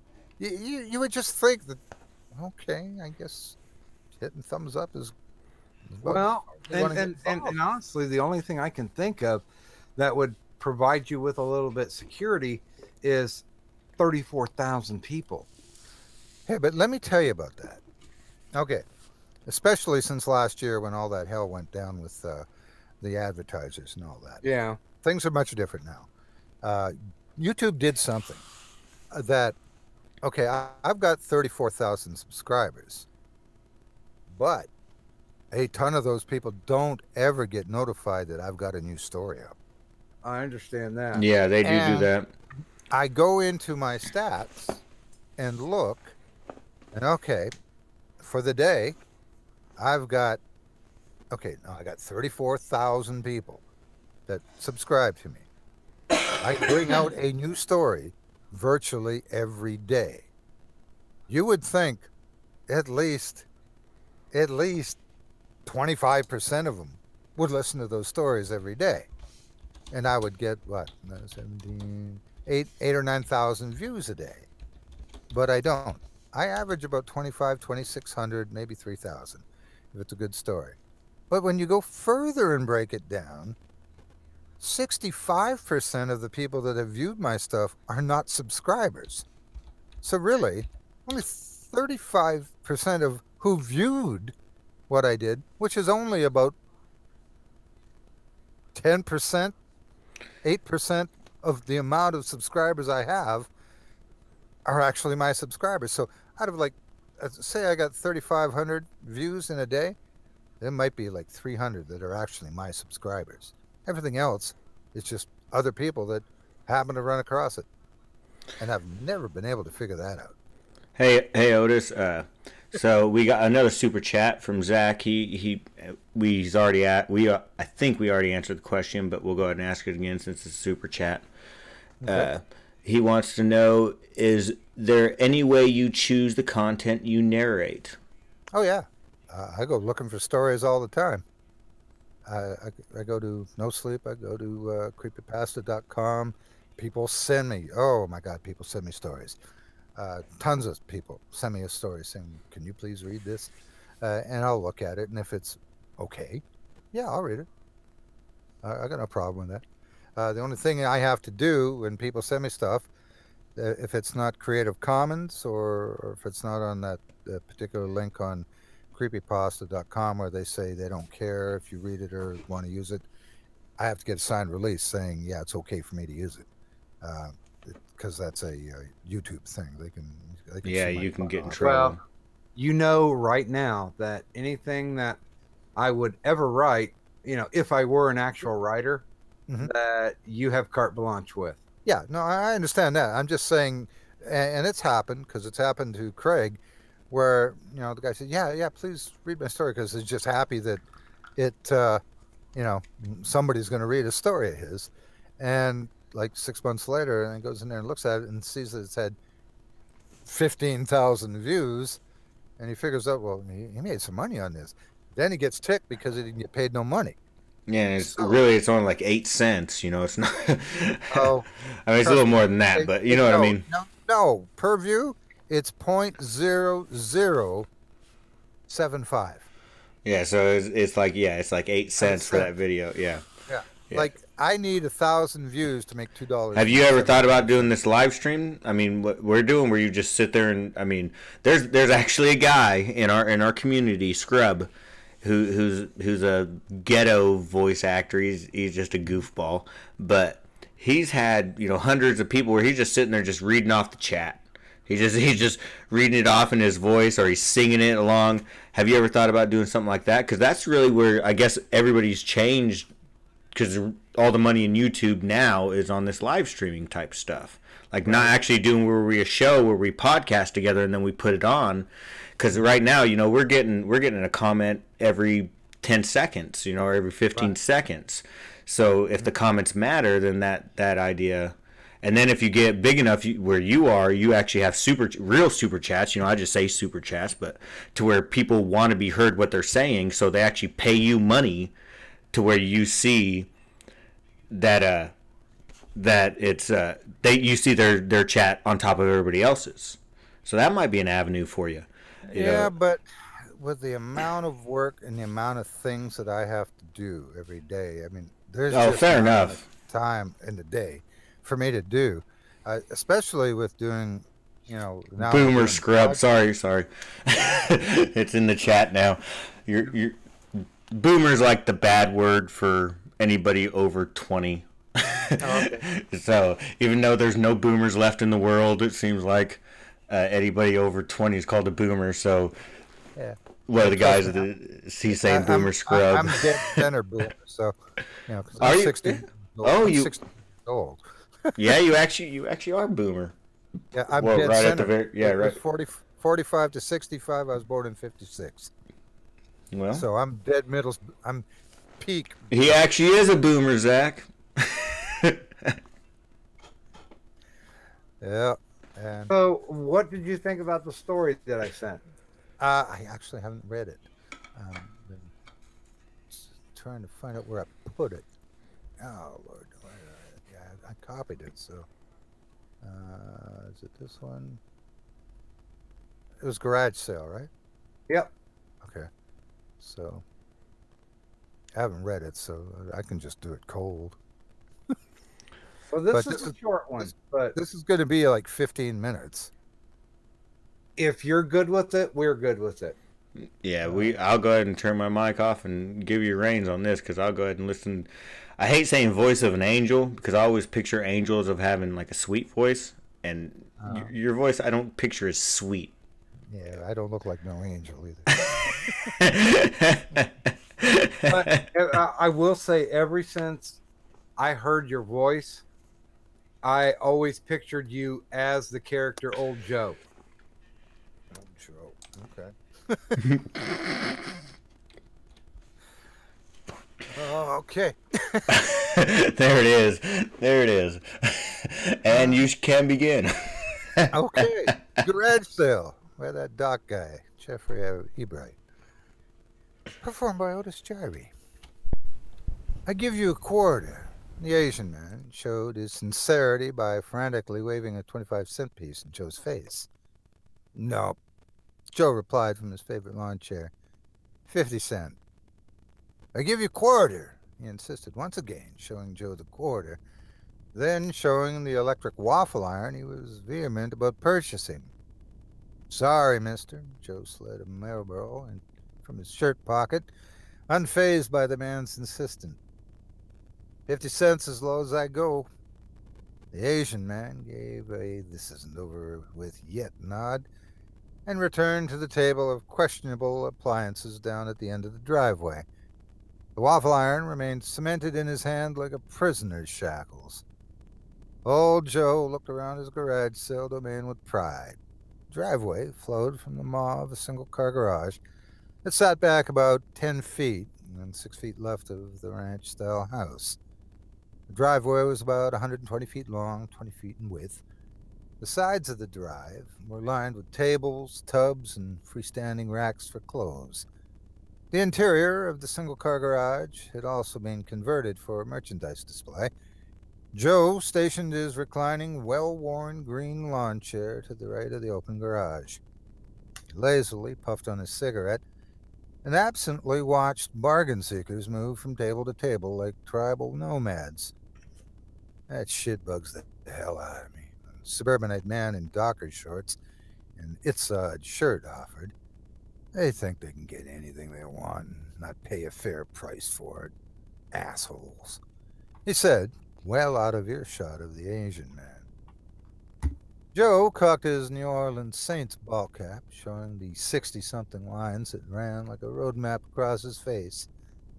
Some people just have a passion for things. Joe smiled and shook out a laugh. But I ain't selling it for less than 50 cents. Way to stand your ground, the Docker man sniffed indignantly and set about the interior of the garage. A young woman, possibly in her late 20s, dressed in disheveled clothes and two toddlers in tow, held up a denim jumper. It says $2. Would you take $1? Joe looked into her eyes and saw a painful hollowness staring back. Yeah, I can do that, ma'am. Joe nodded. She smiled uncomfortably back at Joe, then jumped back into the clothes rack. Joe relaxed into his ugly green lawn chair. It was like a companion, now a comrade in arms, fighting the garage sale war. Sure, there were a couple of loose tethers here and a spotty rust there, but it was just a show of personality, and that suited Joe just fine. "Hey, mister, you got any baseball cards?" A blond boy, brash and 13-year-old, stood up before Joe. "Yep." "Where?" "Over in the wash tub." Joe eyed him carefully. "Looking for anything in particular?" The boy could not escape Joe's pertinent stare. "No," he lied feebly, and walked to the bin. Inside the washtub lay several dozen white candy bags, mouths neatly folded over twice and stapled shut. "What's up with that?" "What's what, son?" Joe looked over at the kid. "What's up with those bags, old man?" "Mystery bags, son." Joe took a deliberately long drag from his Marlboro. "Cost you $1 to solve it." "What a rip-off," sneered the kid. "Probably a bunch of no-name has-beens." "Never know if you don't take the chance." "Yeah, right." The kid made his way down the driveway and off on his bike, his mountain bike, he went. "Mystery bags, you say?" inquired a man in plaid golf pants and yellow polo shirt. His graying flat-top haircut and manner gave away his age. "I've always been one for a good mystery." The man pulled a crisp dollar from his diamond-studded gold money clip without hesitation. "Thanks." Joe pulled a small green tackle box from under the lawn chair and dropped the pristine bill into the box. Joe pushed the box under the chair and walked over to the investigating man. "This one." The man plucked up a bag. "I think." "You sure?" The man looked at Joe, slightly apprehensive. "Well, no." Joe crushed out his smoke on the drive and pointed at another one. "That one." "Okay." He took the bag as Joe took back his white trash throne. Brimming with a childlike anticipation, 56-year-old Brett Weeder carefully popped the staple teeth with his manicured thumbnail. He took his time as he rolled open the folds of the white candy bag and looked inside. Crosley Field was hot that day. 90 degrees in the shade if it was a degree less than the cloying humidity. Paper fans whirled like hummingbird wings trying to shoo away the sticky heat. Not that the clear blue sky hinted at the oppressive temperature as it surveyed the field of brilliant green grass with a rich brown baseball diamond below. The bases peered from the rich dirt like oysters, opening, displaying their pearls. Boisterous vendors in red and white striped coats stocked the aisles, some with baskets full of peanuts, some with bulky metal coolers. The carnival wail of hot nuts and cool drinks intertwined with the din of crowd chatter, composing a complex, unplanned symphony. Men dressed in their Sunday best struck up stogies and conversations with their new neighbors. In the confines of the ballpark, women were hard to spot in the crowd. "Come on, Brett, we ain't getting any younger, son." His father's forehead cascaded sweat. "Sure, Pop." There was a highness to Brett's voice. It was a tenor he had not since puberty. He actually had to peer up at his dad, who looked like a giant from Brett's perspective. The usher greeted them in sweat-soaked white dress shirt, blue vest, and bow tie. He read their tickets and happily escorted them to the first base side of the lower deck, 12 rows back, seats 6 and 7. The Cincinnati Reds were playing the St. Louis Cardinals. Classic National League matchup. Brett was curious to see the Reds' new player, a young Negro by the name of Frank Robinson. To see a black player was as much a curiosity than anything else. "Niggers in the majors," his dad had complained, all the way to Crosley. "Next, they'll try to take over golf."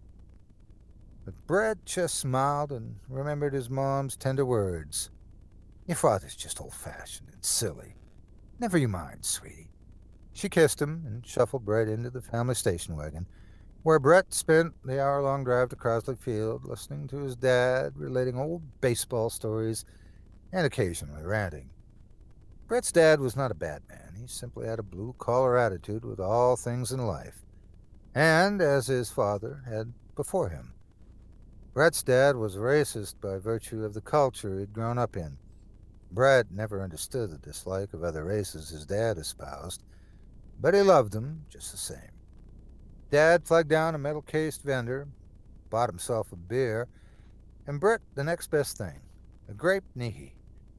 Brett smiled boldly in anticipation as the huffing vendor set the portable cooler on the steps and opened the top hatch. Ribbons of hazy white vapors evacuated the cooler as the vendor produced the smoking cold bottles. Dad shelled out some change and opened the Budweiser and Nihi with a grunt and a hiss from the pop-tops. Father and son toasted each other and savored their respective refreshing liquids as the players warmed up in their clean white and gray uniforms.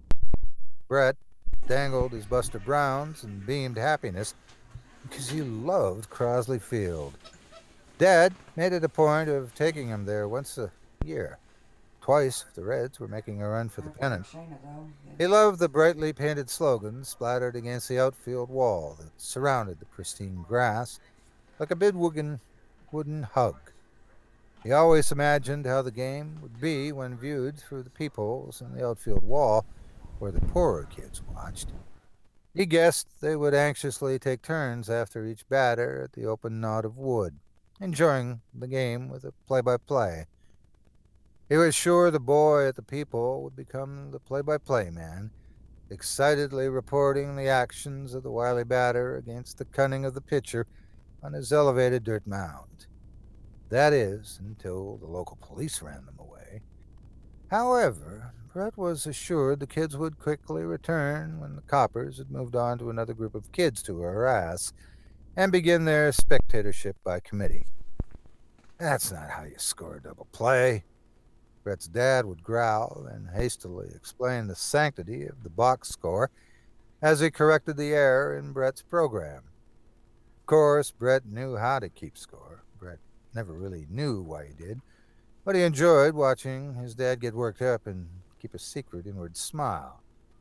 He supposed it was the light in his father's eyes that made Brett act dumb. His father's passion was a fire of the brightest star in the night sky, which made the kid in both father and son come alive. It was then Brett remembered he wasn't a kid anymore. Suddenly, the magical sounds and smells of Crosley Field began to fade away as a photograph left to the ravages of the summer sun. Brett Reeder was no longer that happy child dangling his Buster Browns on a lazy day at Crosley Field. He was a 56-year-old successful real estate broker with 4 properties, 3 cars, 2 failed marriages, and 1 disenfranchised son, Peter. His 8-room Victorian house was boldly lavish and bitterly lonely, a truly striking reflection of its owner. Where'd all the time gone? What had happened to all the things his dad taught him? How had all his precious time slipped through his fingers like proverbial sand? Why didn't he recognize the sad, rejected eyes of his son Peter until now? Why did it always seem as though he was living life through frustrated hindsight? "What's the good word?" Joe called from his battered lawn chair. Brett fought a tear away, embarrassed. "I'm sorry, you were saying? Find anything good?" "Yes." Brett swallowed hard. "Yes." Joe smiled, always like a satisfied customer. Brett quickly made for his clip. Joe waved him off. 1 per customer. But the money in his hands felt as useless as shoes on a dog. "Sorry, rules is rules, my friend." Joe pulled his sense cap down. "Besides, seems to me you got something better to do." He motioned to the wrinkled white bag still clutched in Brett's hand. Brett looked cautiously into the bag. He squinted at the contents in trepidation and confusion as he looked again. Brett slowly reached into the bag and pulled out 2 slim, long pieces of paper. The pieces of paper were tickets. The heading was brightly emblazoned with a title, Reds versus Cardinals. The tickets were set for a 1:05 start tomorrow. His eyes widened at the details. First base side, 12th row, seats 6 and 7. You never know what you'll find at a garage sale, Joe casually tossed out. Thank you. Brett offered the old man and shuffled to his new Delta 88. Joe could almost make out the shape of a cell phone in the man's hand as he drove away. Hello? Pete? It's Dad. Hey, Dad, what's going on? The youthful voice came back over the phone. I was... Brett paused and mustered his courage. I was just wondering, what are you doing tomorrow afternoon? In the autumn sun of the next day, a 50-something successful real estate agent and his 30-something kid drank beers, ate chili dogs, and kept the box scores in the chattering fan symphony of a bustling stadium. And somewhere between the indigestion and the 7th-inning stretch, an old man began healing the wounds he had painfully left unattended for decades. Coincidentally, a son who had always loved his father unconditionally got his day at the ballpark. And that's it. Holy fucking shit. That was terrific. Oh my God, that was brilliant. That was a cold read, too. That was terrific. That Thank was you. brilliant. All right, so I think the way we will end the show is we will do, if you are up to it, we will just do, just let you chill a little bit and read the chat if you want. We'll let people about for 3 minutes. They let them type what they want, and you just read it kind of just off the cold shoulder. How do you feel about that idea? Sure. People can ask questions. If I can see that itty-bitty print, will be good. Well, you can actually pull up the chat down if you look at the screen on YouTube. You can open it up and actually there's top chat and live chat. Okay, I got top chat right now. So click on that thing that says live chat, or click on it on the arrow and change it to live chat. Okay, I did that. And then now you should see. So any questions or anything you just, if you want him to actually say the words, just put them in. We won't use parentheses, of course. We'll use quotation marks. Hey, that's big words for me. I don't know what that means. That was just, to me, that was flooring. That was just beautiful. That was fun. I like those kind of stories. That's cool. That was a nice story. I wouldn't mind putting that one on my channel, definitely. I will give you the complete and entire garage sale book if you want it. Sure. I could do it, bits and pieces here and there. That'd be fine. That'd be awesome. I would figure whenever you wanna. Yeah. I have literally no expectations. I leave the art to the artists. Cool. So you like that reading? Yeah, I thought it was. Yeah, I loved it. The only producer note that I would make is feel free to make Joe a little bit more Louisiana. Oh, okay. Try that. Throw a little bit of southern accent on it. So I'm gonna go ahead and get started off. You see in the chat where I say, and then I put. Okay. I gave the Loch Ness Monster $1.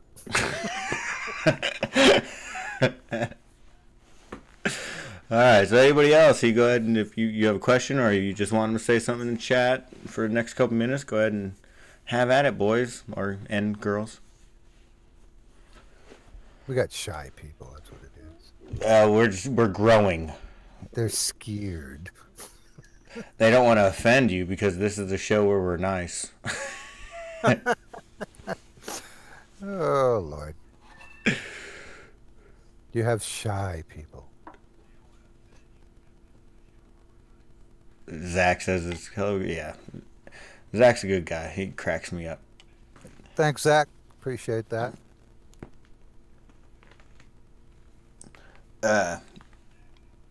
What else? There was another question I had. Oh my goodness. Oh, is there any author that you feel is your voice? Like, Lord. I don't know. I mean, I'm kind of, like, just give me something to read, I'll read it. So, I mean, there's stuff that I like. One thing that I really like doing, shut it down. Is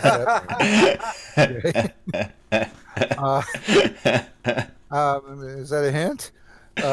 The one thing that I like to do that I haven't done a lot of, but I've done a few, and people are really surprised, is I do humor really well. I don't know if you can find it, but go look up 7 things you can do with a brick. Okay. Play that. It's hilarious, I think. I mean, you can even run it on here. It's very short. It's only like 3 or 4 minutes, but it's funny, and it really is funny. All right. Well, I'll see if I can't pull it up. We're not. I mean, you don't got anywhere. I mean, you said it's pretty quick. 7 things you can do with a brick. Yeah, just put 7 things you can do with a brick and Otis Jiry. Should be able to find it. Yeah, let me see if I can find it. I'll be able to find it pretty quick.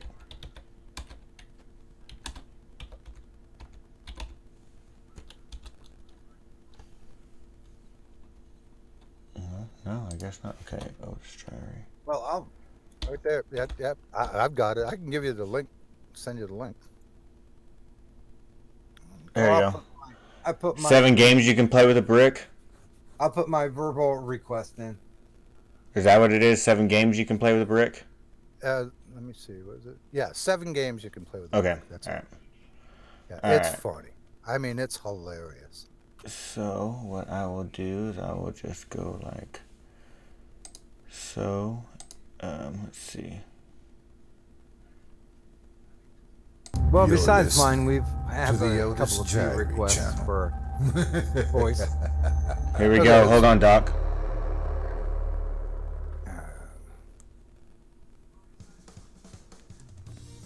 Oh, Zach thinks your sense of humor will get to me. You don't know the guys I grew up with. 7 games you can play with a brick. My best Can friend. everybody hear this? Okay. If you have a brick or a pile of bricks, you may be thinking bricks are really boring. But you're wrong. There are probably a million ways to have fun with a brick. And here are 7 of them. Number 1, brick tag. The rules of brick tag are simple. If you get hit by the brick, you're it. You can also play brick freeze tag, but it is not recommended, since a game involving blunt force trauma to the head doesn't really need to be complicated by not being able to tell if your friends are dead or just not unfrozen yet. Number 2, brick roulette. Have your friends stand in a circle around you. Put on a blindfold. Spin around as fast as you can while holding the brick with your arm fully extended to build up maximum force. Let go. Number 3, jump over the brick. Put the brick on the ground. Jump over it. See how high you can jump. Number 4, truth or brick. Tell the truth or get the brick. Number 5, drop the brick. Find something tall, go up on top of it, drop the brick. Number 6, brick conquerors. The brick up. Hit it with a stick, stab it with a sword, set it on fire. The goal is to inflict maximal harm on the brick. Number 7, duck, duck, brick. Duck, duck, brick.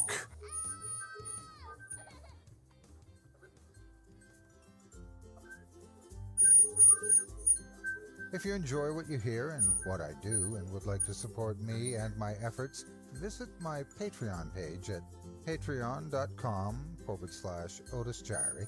If you haven't yet, please hit the like button and subscribe today, and share this video with everyone on your social media. It helps more than you could ever imagine. So if you'd like to see a particular story narrated, including one you may have written yourself, That so send it brings me to back to my submissions childhood. at otisjiry.com, and I'll take a look. That thing cracked me up If you're the first time interested I read in it. more of my work in the horror genre, Well, I put one of my requests in, and I think we've got a couple others. okay. What do we got? We have some other quotes up here. You might have to scroll up a little bit.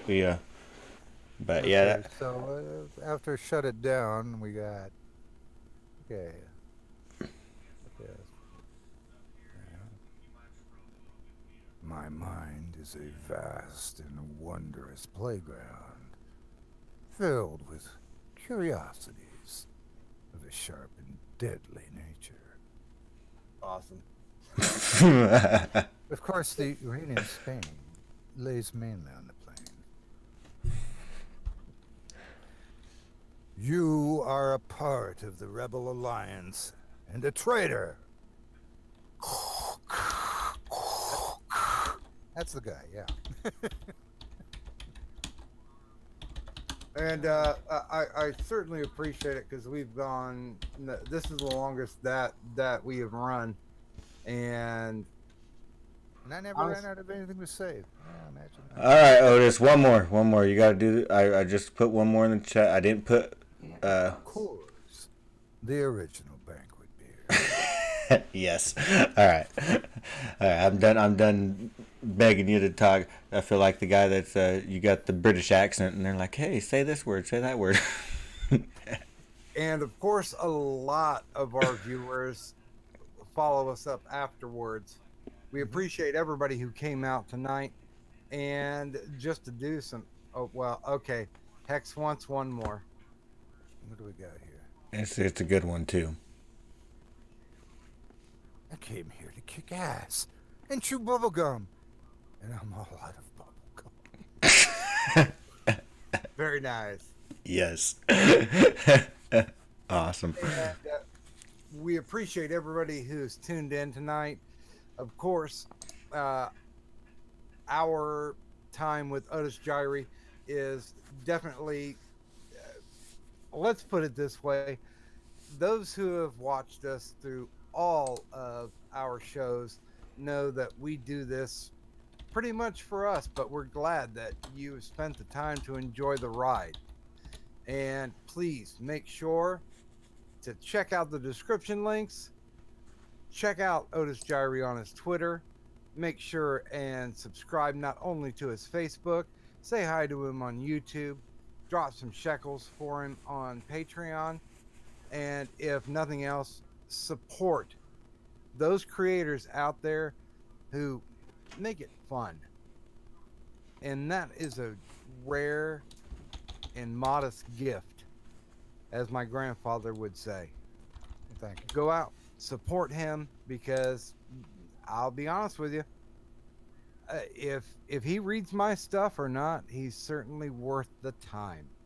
So jump in, say hi, follow Otis, and hopefully one day we're going to get him over 250,000, because damn it, he deserves it. I could afford to go to Burger King, man. Otis, you got anything to say before we head out? Well, I had a good time tonight. It was fun. Got to talk about a lot of stuff that I do that I don't normally talk about to most people, because generally, God, it's been 2 years at least since I've been part of a live stream. So really, the only way people know about me or what I do is by what I do, and that's it. And whatever, the odd comment or whatever they'll leave. So, and I reply to comments and stuff, when people are asking things and advice or whatever. But yeah, it's nice to, people get to know a little bit about me and what I do and all that good stuff. So it was enjoyable. It was fun. Well, and you always have an open invitation to rolling with Sisyphus. Yes, you do. That sounds like something that happens during Mardi Gras where I'm throwing beads and show me your what, lady. Fair enough. It's a pretty open house around here. But all right, so we are going to go ahead and get out of here today. Thank you, Doc, for coming in. Thank you, Otis. Be sure to subscribe to Otis' channel. He does have a Twitter. It is at or / Otis Jiry Audio. You have Facebook, all that stuff. Patreon is where you really want to get them. That way you get that personalized voicemail. I'm probably going to get it myself. I think I'm going to have to get myself an alarm clock where he's saying, get up, N-word. That's maybe. I'm not telling my lie, but... I could pretend to be Samuel L. Jackson. Well, no. If I had any money, I would have an audio recorded for my phone that says, "Licky licky, who wants a hickey?" But So, something like, "Licky licky, who wants a hickey?" well, you got it now. You're gonna clip it. I know you.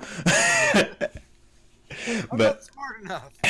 Anyway, so yep, and be sure to check out my Twitter at iModernSisyphus and Doc Griffin's Twitter at Doc Griffin, and go ahead and get yourself a T-shirt at Doc Griffin's store. You have seen a lot of his memes on Twitter. Just go ahead and get one of his shirts. Goodbye. Damn it, that's a whole $2.